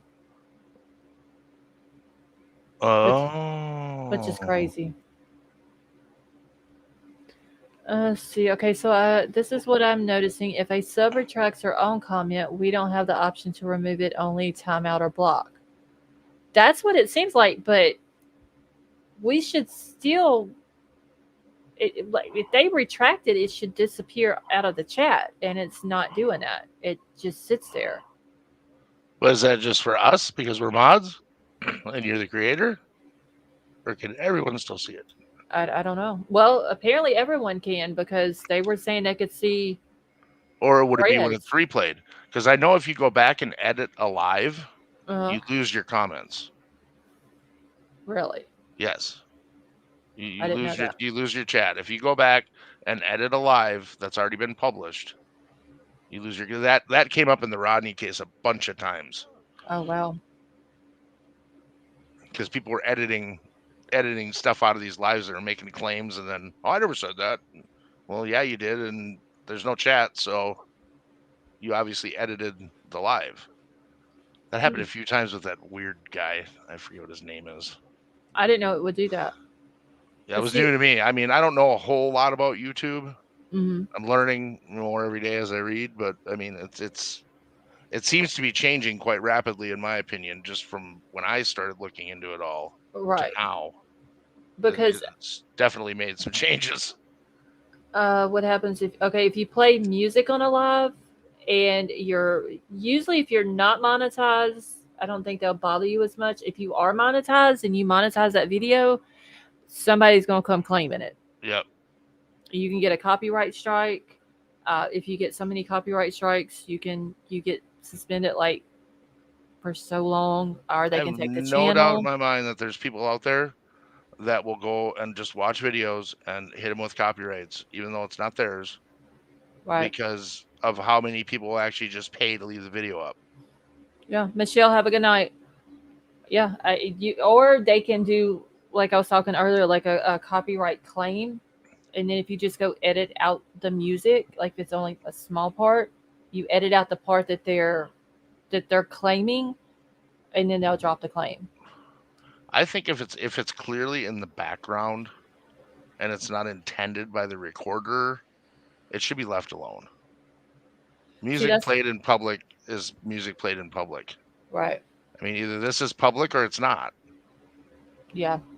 And see, that's like with Law and Crime. I won't play any of their videos because at the very beginning of their video, they always have music, even though it's considered what me as a transcriptionist considers background music because someone is talking over the music. I can still get a claim for that. That's crazy. So even though they're talking over it and it's like part of their video and you see what I'm saying, but they don't. Yeah. So now YouTube does have copyright free music. They have like a music library. You can use their music. There is also a channel on YouTube, and I'll have to find the name of it, that has all copyright free music. Like they create the music, and some of it's actually pretty good. Yeah, I've seen that. I use it for my my ads on my business page. Yeah, and they even say that anybody is welcome to use any of this music from any of these videos on any of their live streams or videos or whatever, and it's all copyright free. And the one I think I'm subbed to it that says if you do end up getting a copyright claim or strike or whatever, to get in touch with them and they can help you get rid of it. I know Tom McDonald releases all of his music for free use. Mm-hmm. And I think Upchurch does too. I know some people use this Upchurch's music as like their intro or whatever, and I don't think he's ever done anything about it. I don't think he has. No, I know Tom McDonald doesn't. He encourages people to use his music. It's like, go ahead. Right. You know, just get it out there.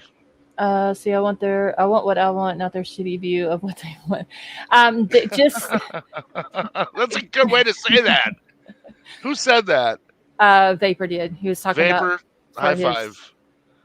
If you go to YouTube, you can find like copyright free music on there, and they may have some songs on there that you're looking for.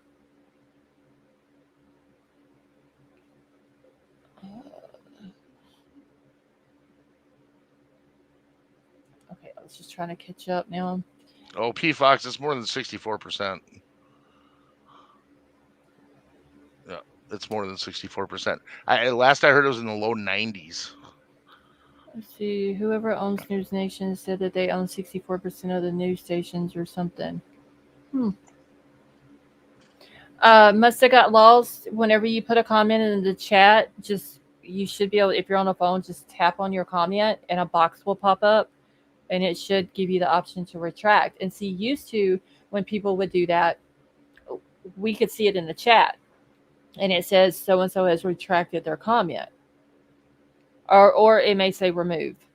But for whatever reason, I can't see it when somebody does it now.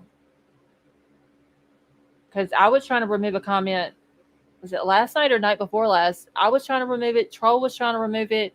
And neither one of us could remove it. And it was still sitting in the chat. music, and he has good stuff.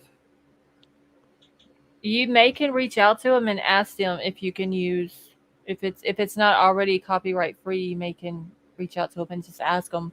Some people may give you permission to use their music, especially if it's promoting their stuff. Tonka says almost all media is owned by BlackRock. Very true. BlackRock and Vanguard have their hands in almost all of it.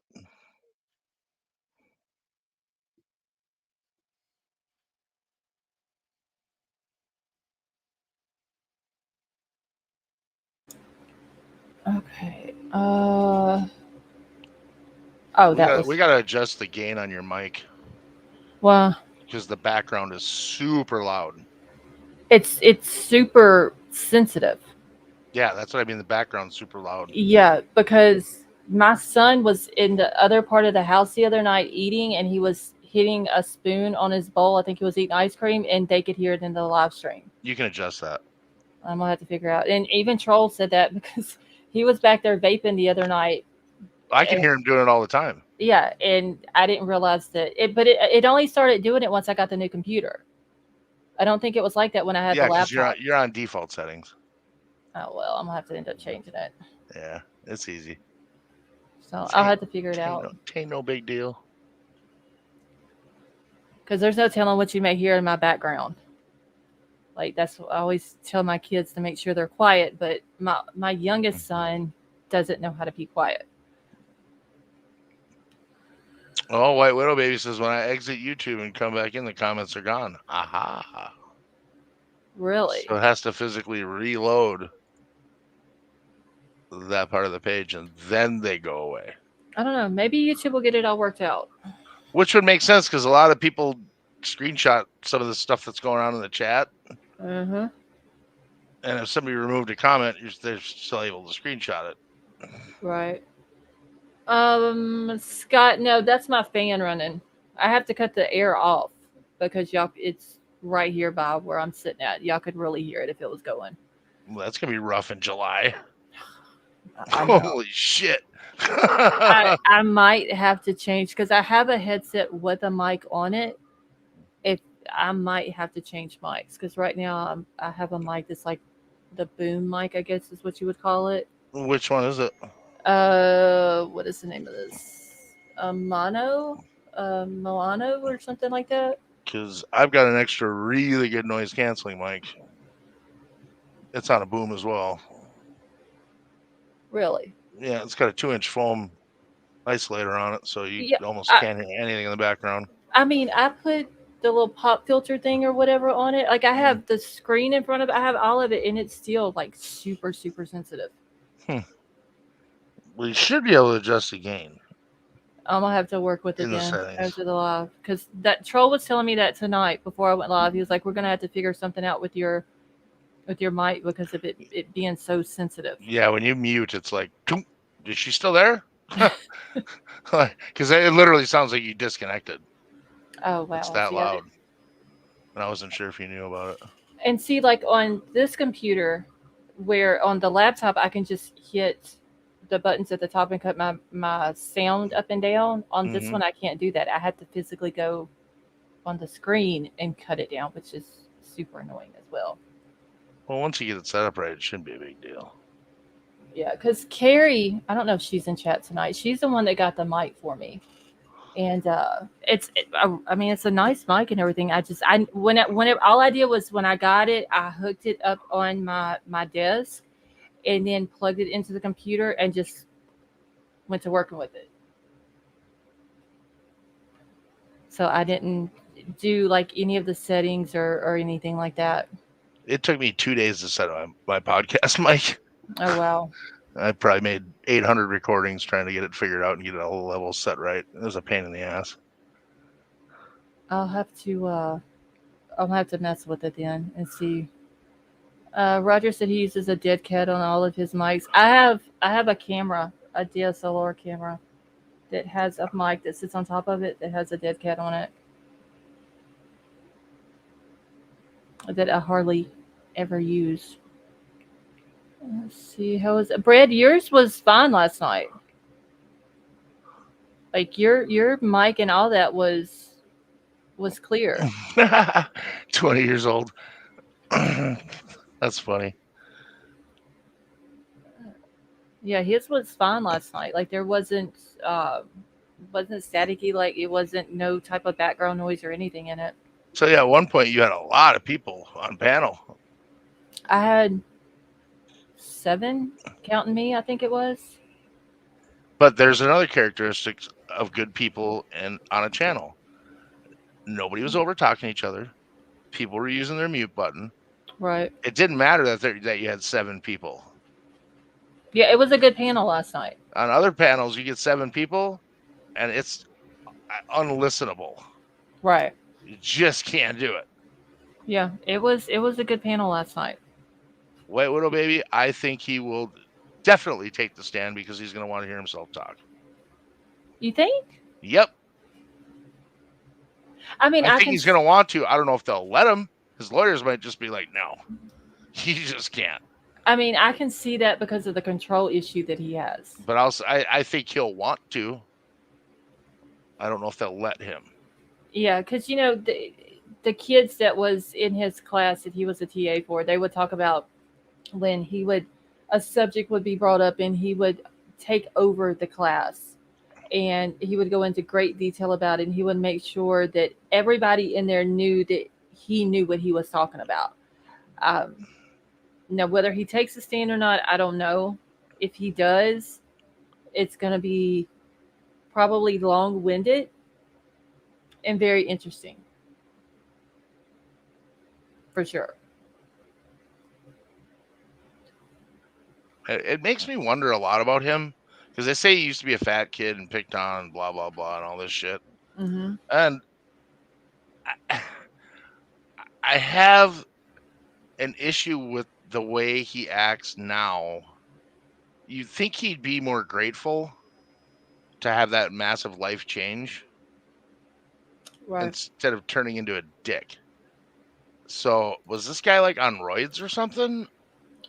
Well, to make him say all this crazy shit at bars, and I mean, I don't know if he was on that, but multiple people had said that he had a heroin problem. And when he started using the drugs and he started losing the weight, that's when it's almost like maybe he got a bad batch and it messed his brain up, so to speak, because it's like at that point in his life, that's when he started to change. Like he went from being bullied to being the bully. And he just, like, a lot of his friends stopped messing with him. They didn't want to be around him because of the way he was and all that. See, I think that he's way too shy to get up on the stand. In this case, he will be way too scared to speak in front of the families staring at him. I don't know. I don't know if he cares about that. I don't know. I still think at some point in time, him and Ann Taylor and this new attorney is going to butt heads. He's going to want to do something. They're not going to want him to do it. He's going to tell them how to do their job.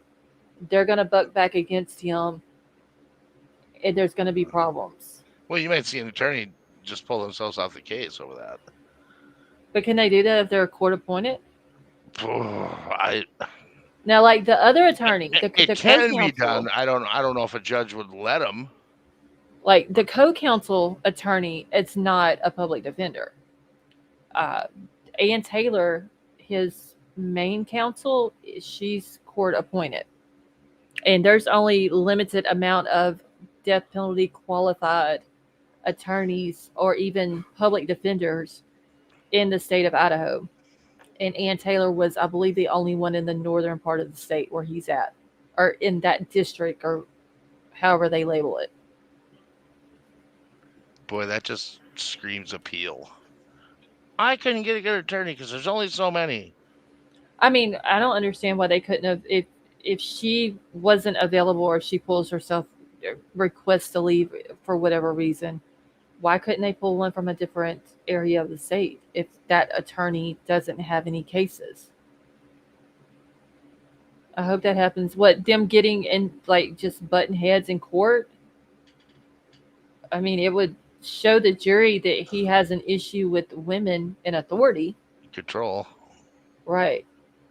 Because at one point you can look at it like he's got 2 female attorneys. He's going to be sitting with them. Both of these females have to pay attention to him because he is their client. But at the same time, how is he going to adjust to a female telling him what he can and can't do, whether it's even for his own good or not? A guy like that, Like, how is he going to? He's not going to take very well to that, I don't think. Right. He's going to like the attention from them, but at the same time, he's not going to want them to tell him what to do. That's that narcissism and that ego and that control issue. Like, all of it just comes in all together. Years ago, I worked at a warehouse that distributed wine, and we had this guy started out in the warehouse packing boxes and ended up supposedly working his way up to warehouse manager. Mm-hmm. Within 3 days of taking that promotion, he ran every single person out of the warehouse with his control issues. 3 days. Wow. I think it was like how long did he work there after he got that position and did that? Oh, all the other people ended up coming back and they fired his ass. Oh. I mean, that's how I look at Bryan. He's going to like it. Yeah, people, when they have those control issues like that, they cannot relinquish control. Right. And if he got bullied his whole life and, he made that major life change, I'm sure that he felt like he deserved and demanded that respect from everyone because he was so much better. Yeah. And he throw in the fact that, he's was a PhD student and he studied criminology and all these different things, criminal justice and all that. He's got that part of the ego too. That's, I know more than they do, and I'm going to be able to beat this. I read more books than you. Right. I went to school in the day and age of what's going on right now, where you went to school way back in the day and things have changed drastically. I can only imagine what American colleges are like now. 20 something years after I was in school, I can only imagine. From what I hear from my nephews and nieces, it's horrible. Everything is politicized. Like everything. Yeah. Right down to the basket weaving. Yeah, it's probably ridiculous nowadays. And him having 2 female attorneys, because I'm pretty sure that Ann Taylor had something to do with this new attorney joining the team. It's probably a tactic. It's been put out there he doesn't get along with females, but now he's got 2 female attorneys. So it's a tactic to show, he's good with females. But there's no telling what's going on in the background. P. Fox says he should be grateful 2 women are paying attention to him. Well, they're only paying attention to him because they're getting paid to do it. Right. He strikes me as the type of guy that literally is chasing women away. Yeah, because of the way he treats them. I mean, he was on Tinder and went on that Tinder date with a girl, and she claims that once they got back home, he basically invited him own self into her house, and then she had to act like she was sick and throwing up in the bathroom just to get him to leave. Like he doesn't catch a hint. That's a pretty clueless guy. Right. If you got to fake puke to get him out. But then he leaves from her house and then texts her. Instead of texting and being like, hey, I just wanted to check on you and see if you were okay, because you were sick or whatever, he texts her and tells her she has good birthing hips. I cannot get over that comment. So it's like he doesn't have any type of respect for females at all. Birthing hips. Of all the things to say to somebody. Yeah, hey, I just wanted to check up on you. I know you were sick. Let me know if you need anything. Nothing. I had a good time tonight. Nothing. It's, you got good birthing hips. Like, who says that that's something that a husband says to their wife when they've been married for like 50 years. Yeah, right. You know, like you can just say anything to each other and it's not a big deal. But you That just in the right context, it wouldn't be so bad. But in right. that context, Yeah, it's that's just pretty freaking bad.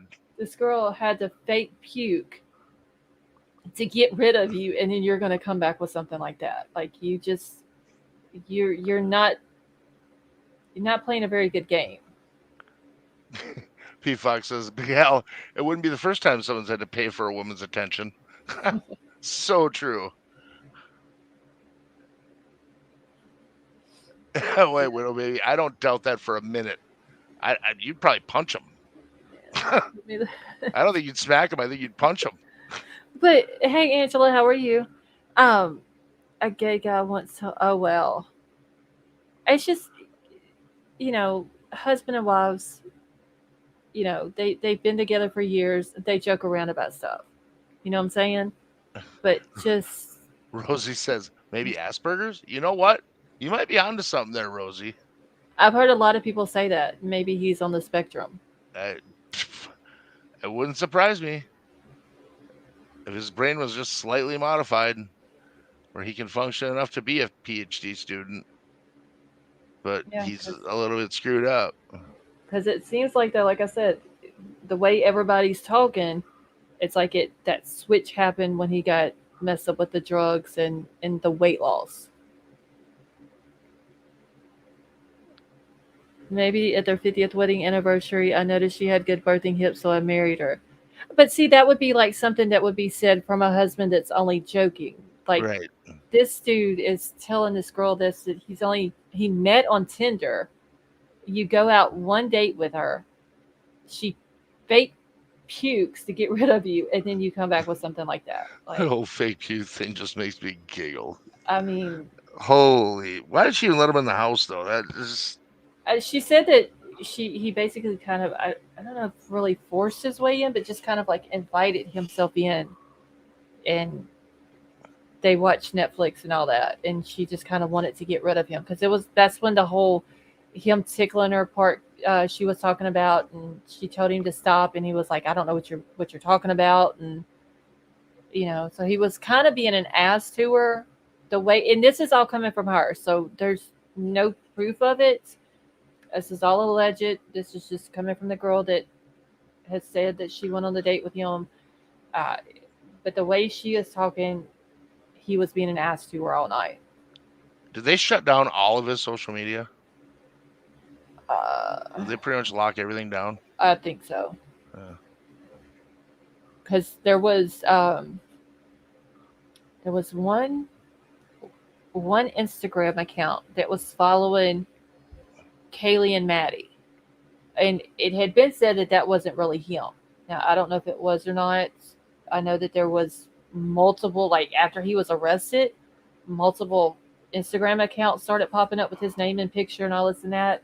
But it was said that he had followed Maddie and Kaylee, and this was said on one of the news stations, and that he had liked multiple or all of Maddie's pictures and some of Kaylee's pictures, and then it said that he slid into one of the girls' DMs, and she never responded to him.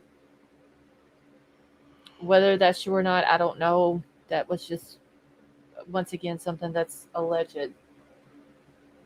Stuck in that roundabout again. Yeah, and we don't know if it's true or not until it comes out in the trial. If I think that really happened. The defense's misinformation, disinformation game is going to be strong on this one. Well, they're gonna fight to just not get a fair trial is what it's going to be. I think that this whole thing, like with Letitia and her attorneys, and then we had Lori and her attorneys, I think they could have, for their client's sake, probably defended them better, even though they were completely guilty.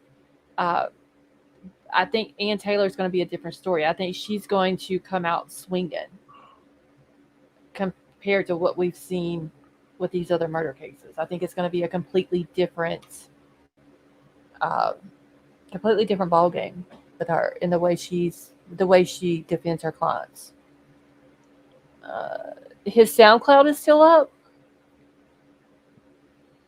I know God, his song. can you He had a imagine his playlist? Oh boy. well, he had a song out that wasn't that good, honestly.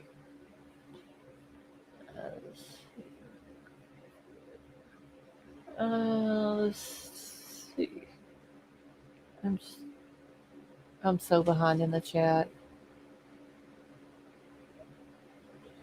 These kind of people do not think about and have a sense of humor that isn't other people's reality.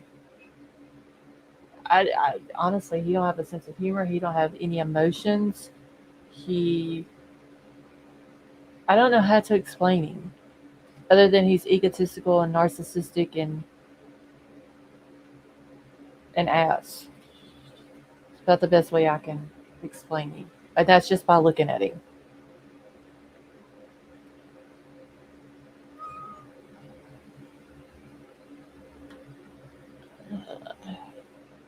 And Callie Down, that's what I was talking about. I think we're going to see completely different, uh, a completely different defense when she comes out. And there's no telling like what we're going to hear is evidence, and it's probably going to shock the shit out of us. That's not Milo. That is, which cat is that? That's one of the little kittens. Milo hardly ever comes in now. He's jealous. He comes in for like 5 seconds to be loved on, and then he's like back outside. So screenshot is dot media. First 24 hours. Does anyone remember the video of Slasher? No, Prosser Gang, I don't remember that video.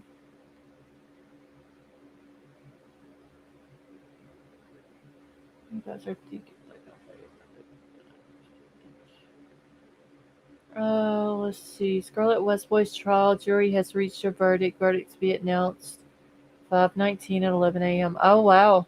I knew that they were deliberating, but I didn't really keep up with that case either. That was a case that came out before I started going live. And I mostly was trying to keep up with Summer's case at the same time, so I really never paid attention to that one. But do y'all think that they're going to be found guilty?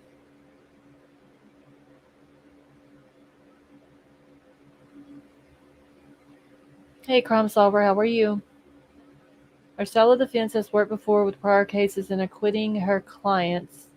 See, that's what makes me slightly nervous.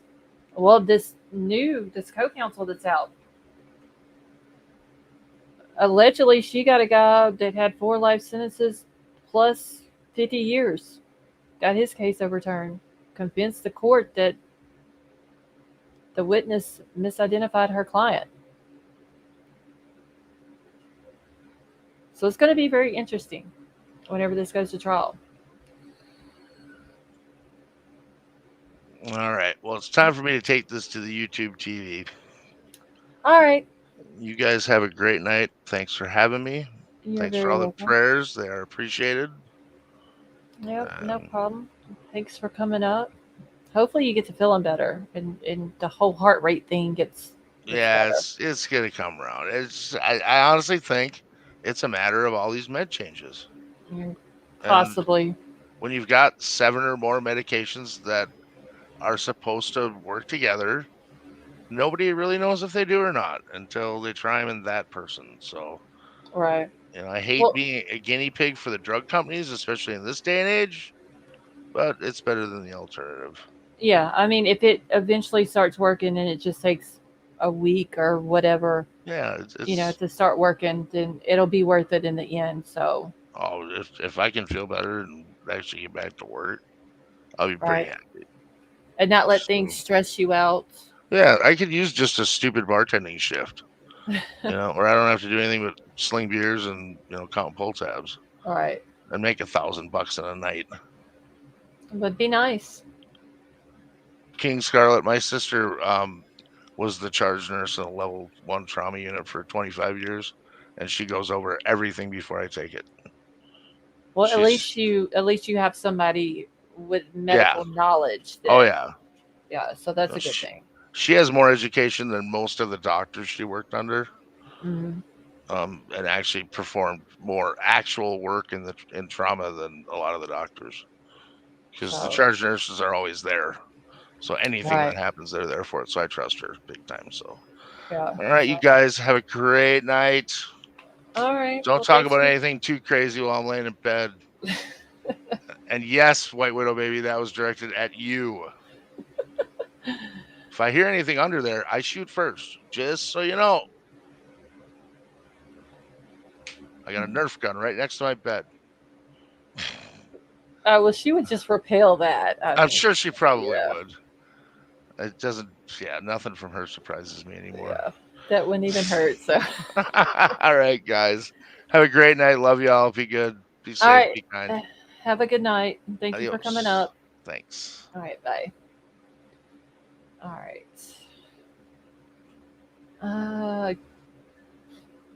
See, I don't think anyone knows how anyone really thinks unless they say it from their own mouth, and even then, it deserves some scrutiny, in my opinion. Callie Dom, White Widow Baby is in here, but she's under a different name. That's why you can't see her.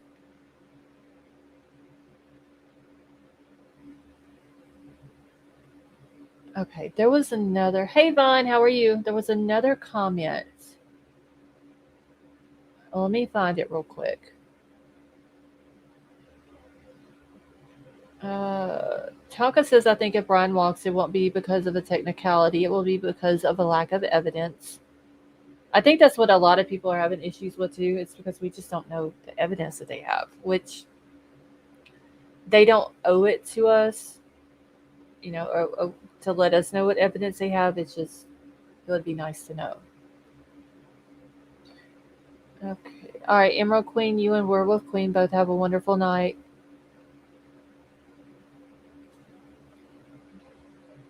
Yeah, Callie Dump, she changed her name a few nights ago. I think she's probably stuck with it for a while. See my daughter doing great after heart surgery. Oh, Vaughn, that is awesome news. I'm glad she's doing good. Prosser Gang, have a wonderful night, and thank you so much for coming and hanging out with us. Crime solver. He's gonna have to be roomies with Casey Anthony if he walks. Yes, inquiry minds do want to know. I mean, it's a natural thing. We want to know what. I mean, everybody who's been following this case from the beginning wants to know what evidence they have. It's just we're not privy to it, so it's far too easy to get an indictment. Tad, it has been awesome having you in here with us tonight.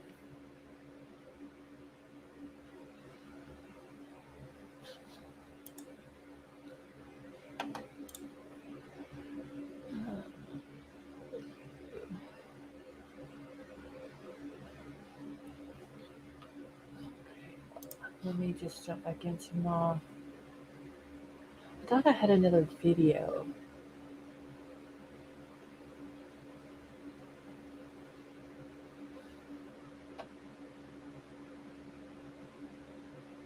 Hold on, y'all. I'm still looking for this other comment that I know I seen it a minute ago,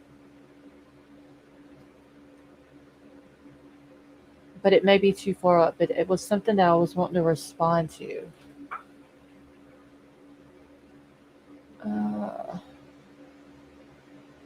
Okay, I guess it's too far up. People who complain about the ease of indictments don't appreciate the heavy lifting required by a grand jury. It's no small feat. Yeah, I mean, I get why they did it. One thing was, probably to protect the witnesses. So I get that, but I am curious if were they just worried about their evidence being challenged by the defense? So Jay Clark wants to know, what is the biggest question in this case? I would like to know why they waited 7.5 to 8 hours before they called 911. That's one major question. See, do you have specific nights that you don't stream because I'm setting alarms for here? Rosie, no. I usually I plan on going live every night unless something comes up to where I'm not able to, if I'm sick or something like that. And usually if I don't go live, either I post a comment on community page or one of the mods will post it, that there's not going to be a live for that night. But if I do go live, it's usually 10:30 to 10:45 Central Time. So it's always the same time every night that I do go live.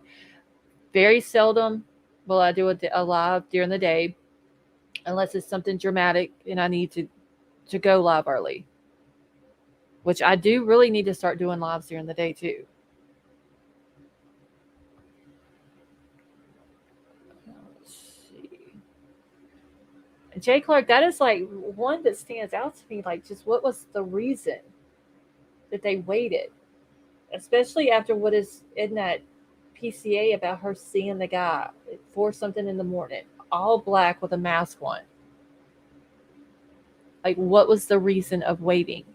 The 911 call, I would like to hear. There's some reason that they're not allowing that 911 call to be released. Unless there is someone's name mentioned in that 911 call that they don't want out right now.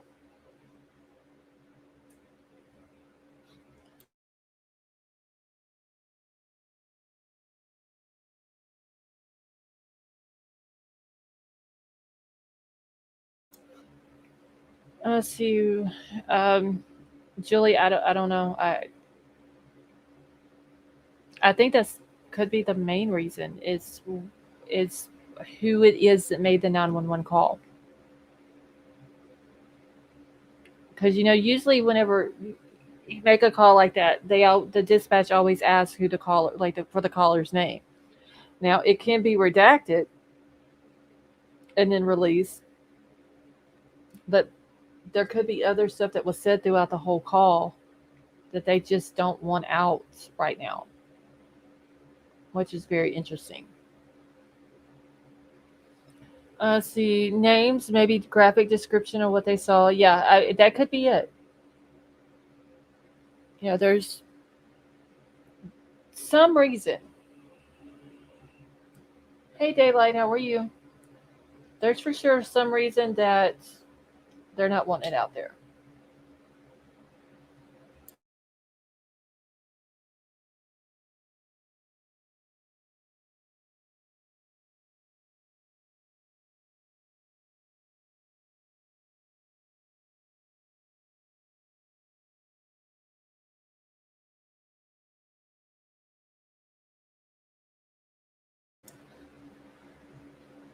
See, is a death penalty. This is a death penalty, so 911 call must not be censored. I don't know. I mean, could they have done the grand jury because there's something that the prosecutor is not wanting to give up? Would that be a reason why they went with the grand jury? Second biggest question.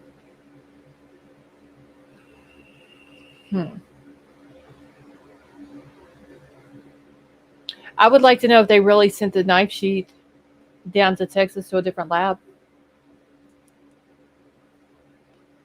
I would like to know that. I don't know if that would be like the second biggest question. I think probably the second biggest question is, what did they find in the car? What type of evidence did they find there?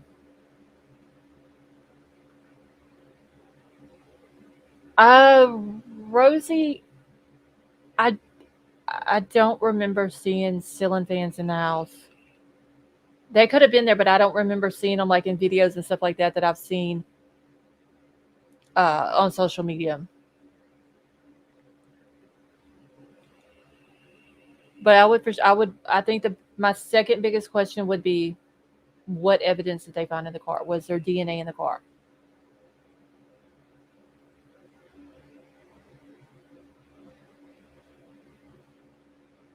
Third question.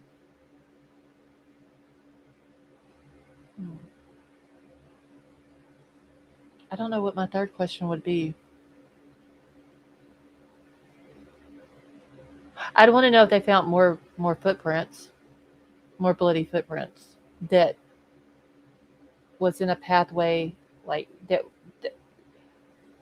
where the one that they're claiming that they saw or found in front of Dylan's room. Did they follow that footprint and find other footprints? And if so, where was it coming from and where was it going to? And then my fourth question would probably be, why didn't you put that you found multiple footprints in the PCA?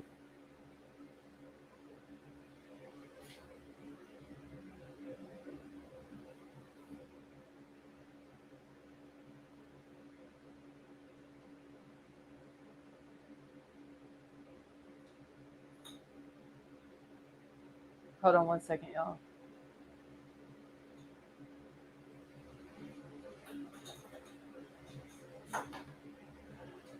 Toxic. Oh yeah, toxicology report. That's a good one too. Let's see. Us because awful rumors of things hanging on ceiling fan. Oh, Rosie, yes, I remember that. That was all on 4chan of what was done to him, and yeah, I remember that.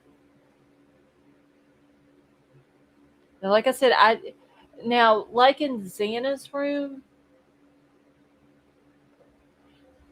because I don't remember if there was any social media videos in Xana's room or the two rooms downstairs. I think it was mostly the living room, kitchen area, and I don't remember ceiling fans in the living room.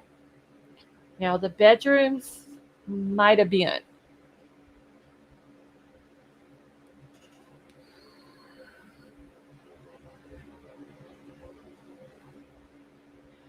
Tonka, that's a good one. I'd like to know exactly what transpired in the 8 hours between the time of the murders and the 911 call. If there was these Snapchat chats going on, group chats or whatever, who was the first person that sent out the first message about what happened, or that there had been a murder, that there was 4 kids dead? Who was the first person who sent that out? Because if it wasn't Dylan or Bethany, then somebody else had to have known what was going on in that house.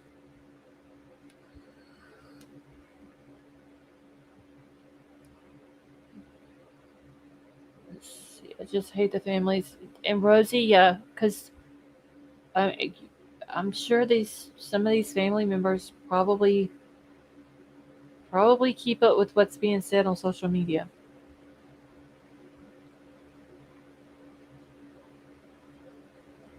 Boomer Girl, that is a good one too. Want to know if the dog hair belonged to Murphy? They never even tested it.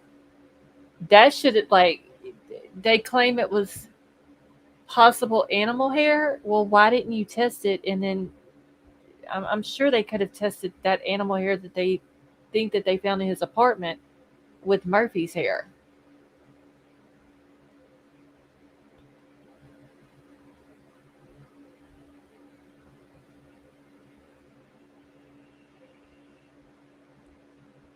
Another thing was there's supposedly cameras at the next door neighbor's house that picked up Bryan's car passing by and all that. Well, what about the people who showed up before the cops got there? Did that camera pick those people up? Could have been Buddy the dogs as well. And Daylight, I don't think they ever found out who did that to little Buddy.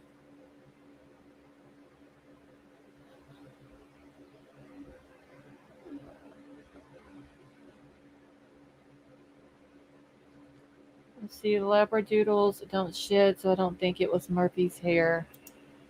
But what if he was what if he's the one that opened the door to the bedroom where Murphy was at, and that's what Dylan heard, and she thought it was Kaylee playing with the dog, but in fact um, it was Bryan opening that bedroom door. Maybe Murphy jumped up on him wanting to play or something, and he grabbed him and got him off of him.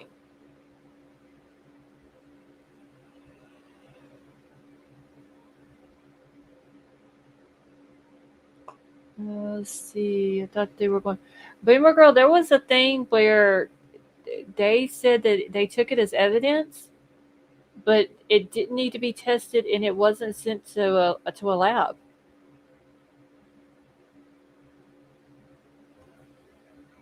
So I don't. Most of that stuff, I don't think they tested.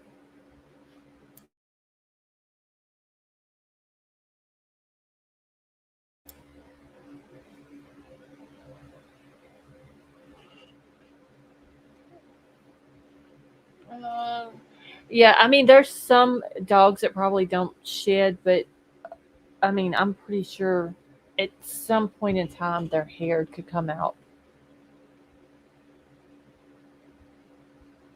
but probably not shed. Like some dogs will just shed all over the place. See, was there anyone else in the house that we're unaware of? That's another good question. I mean, I think it was Jay Clark that was asking, like, what was the number one question? Honestly, there's so many questions that I don't know if I could really put one, two, three, because there's so many that seem just as important as the other one does.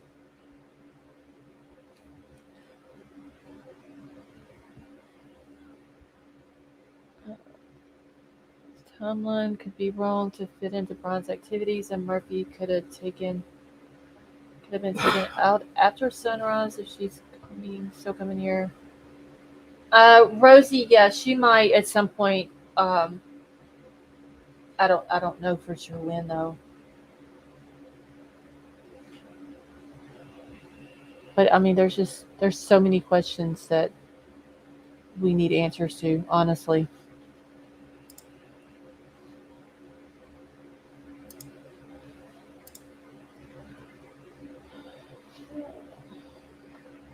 I have three dogs that are the type that aren't supposed to shed, and trust me, they shed. Yeah, I'm pretty sure they probably like. What about like their winter coat? They don't shed a winter coat. I mean, they would have to lose some hair at some point. I just think that there's too many things that went on with dogs up there close to the time that the murders happened. One, Murphy was in the house when the murders happened, and then the little buddy dog and what happened to him. Like I they should have tested the possible animal hair. Okay, whose ID was found? Yep, that's another good one.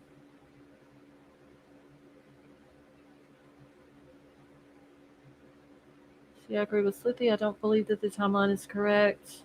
Neither one that's been presented. I mean, they came out with a timeline between 3 and 4 to begin with, and then all of a sudden they changed it to between 4 and 5.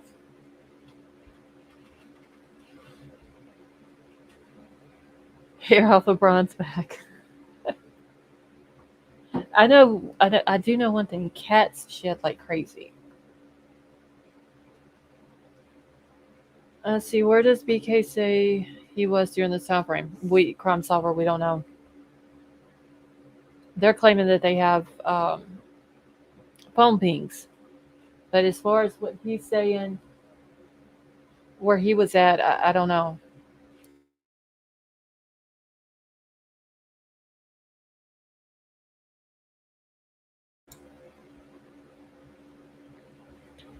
It's physically impossible for a dog not to shed. I worked at a groomer's, and my roommate still did. Yeah, probably not as much as some dogs do, but I think that they have to drop some dead hair at some point. Okay, another question would be: did the cops have another suspect before Bryan? Like, was there somebody else that they were looking into, or thought possibly that could have done this?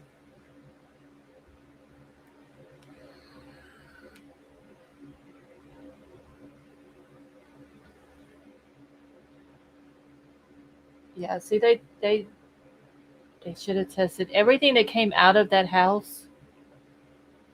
Should have been tested, or out of that apartment. See, they definitely did Jack. Jay Clark, which Jack? Jack D or hoodie guy Jack? Because I mean, honestly, if you think about it, either one of them could have been a suspect. Not saying that they are, that they were, but if you look at it, like, one guy was with them seen on camera before they got home. The other one uh, had been in a relationship, and they tried to call him several times and he didn't answer. Now, do I think that they had anything to do with it, either one of them? No, I don't think that they did. And I'm not saying that they did, but uh, but starting out with a brand new investigation, they could have been looking at both of them. I mean, but then again, they cleared people extremely too fast, in my opinion. Let's see. I also think that the Juden case and the other ones are still possibly related. Brad, that is true. Because I mean, the one in Washington, the was her name Susan, the older lady. I can't remember what her name is, and I've got it. It's in another notebook. I don't know where it's at, but she was murdered, stabbed in the middle of the night. Then you've got the husband and wife who were attacked in the middle of the night with a knife. The husband lost his life. She survived 19 stab wounds. That was basically just like this case. And then all of a sudden they just come out and just say didn't have nothing to do with each other. Now, I don't know how they knew that so quick, or what. Yeah, Roger. That one was in Oregon.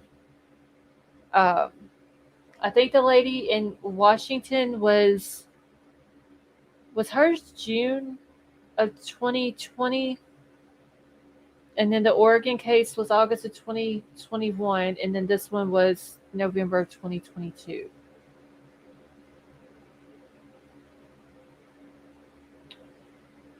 See, how many suspects are persons of interest? I would like to. I mean, that would be a good question. How many people did they suspect in the very beginning? Let's see. I agree. They found him pretty quick. I'm sure it was his vehicle being sighted in that parking lot. See what happened with the change of the year in the vehicle and why. Yeah, because it was 2011 to 2013. That's all they kept saying. But if y'all notice that the white car, the white Hyundai Elantra that was found in Eugene, Oregon, when it was found, and people went to speculating about it and thinking that maybe it had something to do with it, they never once asked about the white Hyundai Elantra again after that. They never once said anything else about it. And then all of a sudden, without coming out and saying, okay, we had the years wrong. We were thinking a 2011 to 2013. We're thinking more of an earlier year of 2014 and above, 2000 to 2016 or whatever. Like, they just came out and just changed it without any reasoning. But they kept claiming that they had all of these tips about all of these cars that they were looking into. Found out that there was 90,000 cars. So were these 90,000 cars, were they from 2011 to 2013? Or were they a newer year model?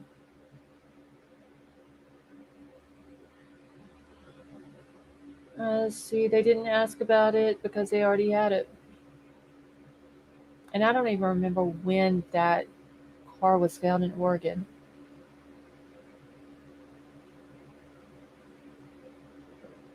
Remember when we went on the road trip? All I was worried about on that road trip, Crime Solver, was finding that sign on the side of the road. That's all I was worried about that day. Once I found it, I was fine.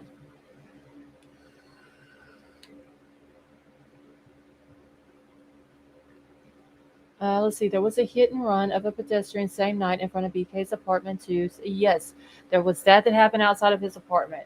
He literally had to pass by those cops when he left. He gets over to Moscow.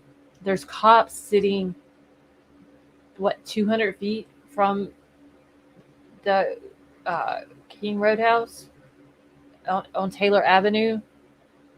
Like, there was cops all over the place. And this guy somehow was able to get by all these different cops, go up to this house, leave this house, go back to the house, leave the house again multiple times, caught on camera, go 4 minutes after a DoorDash delivery is made, goes into the house, murders the 4 people, and then is back out and back home.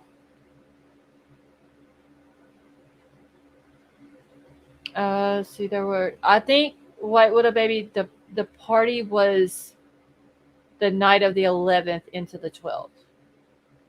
And then the murders happened the night of the 12th into the 13th.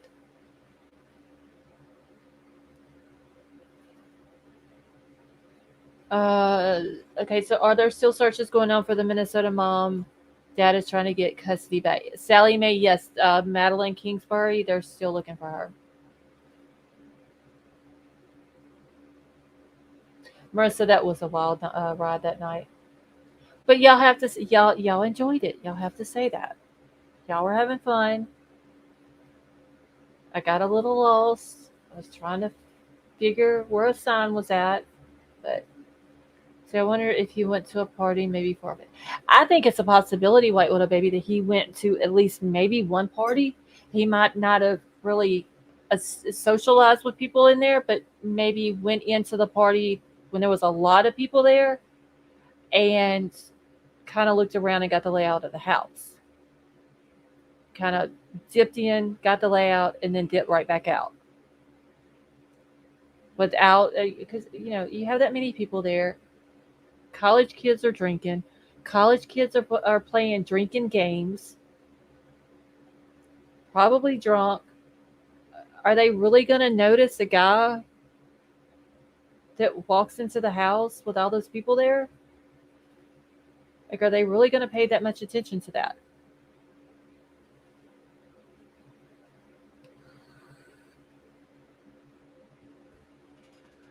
Oh, Marissa, I remember that. The 2 girls that said that they seen him at the student union building. See, it was the last game of the season. They lost by a lot. Yep. Was it the last game or the last home game? Oh, Crime Solver. I want to know what Ann thinks BF has that is so earth-shattering. Wait, Crime Solver, I want to know, what is the exculpatory evidence that Bethany has? Not just what Ann thinks it is, but what is it actually that she knows, that Bethany knows? The Friday night before said 150 people, and he would have known Kaylee was visiting. Yeah, I mean, he very well could have just walked right into that house during a party. I mean, because if y'all remember the creepy neighbor dude said that he he just wandered into his neighbor's party one night. I'm sure that's what Bryan did too. He just wandered in there.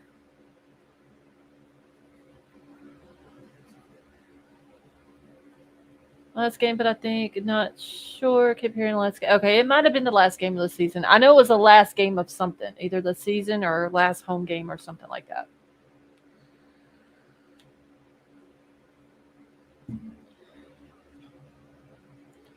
Let's see. What's around because they aren't supposed to socialize with people outside of Greek. Yeah, but Jamie, when they're at the girls' house, though, like all these different people are gonna pay attention to, because like the girls were friends with people from WSU. I mean, there could have been kids from WSU at these parties or anything like that.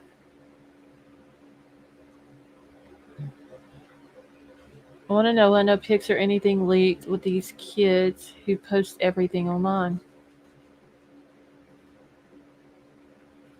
Yeah, because that's what I was always worried about. Like if there was all these kids that was in the house before or during the time or before the cops got there, um, if they took pictures. And I was always worried if they did, they were going to end up getting leaked out.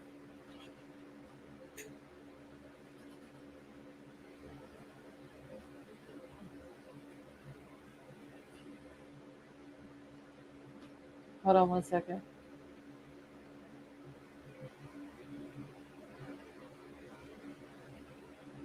I just think it's kind of weird that this dude takes a chance with all the cops out over at WSU and right there by the U of I. He's taking this chance in his car with his phone with all these cops.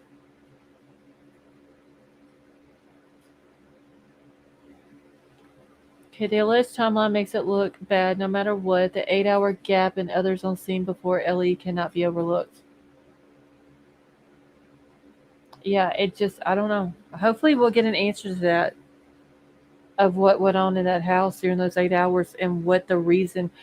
I would just rather know the reason. Why did they wait so long? He's smarter than everyone. Jamie, he thinks he is. We're going to see how smart he is.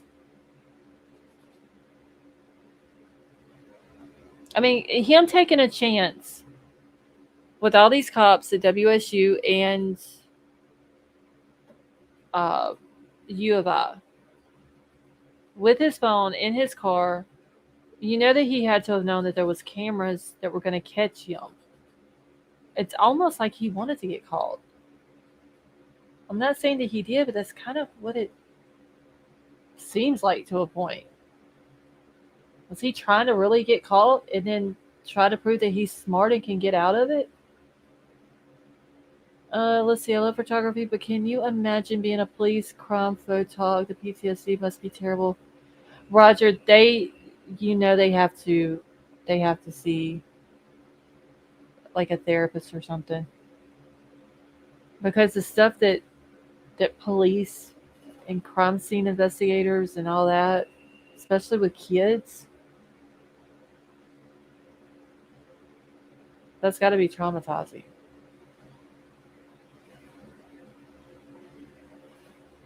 See, he could have also gotten floor plans off the internet, studied it well. Yeah, he could have. See, they go under. That could be true. They probably do have to have evaluations, because that just, I don't know, that can, maybe you get used to it after a while, but when you throw a child in there, that's got to mess with people's psyche and bother people bad. All right, y'all. I need to get out of here because I do have to get up early in the morning. Considering he was getting a master's, let's see, cloud and forensic tech. Yeah, he was studying that, Marissa. Seems like you can sadly see a lot just by looking in the windows. Crime Solver, that is true, especially from the backyard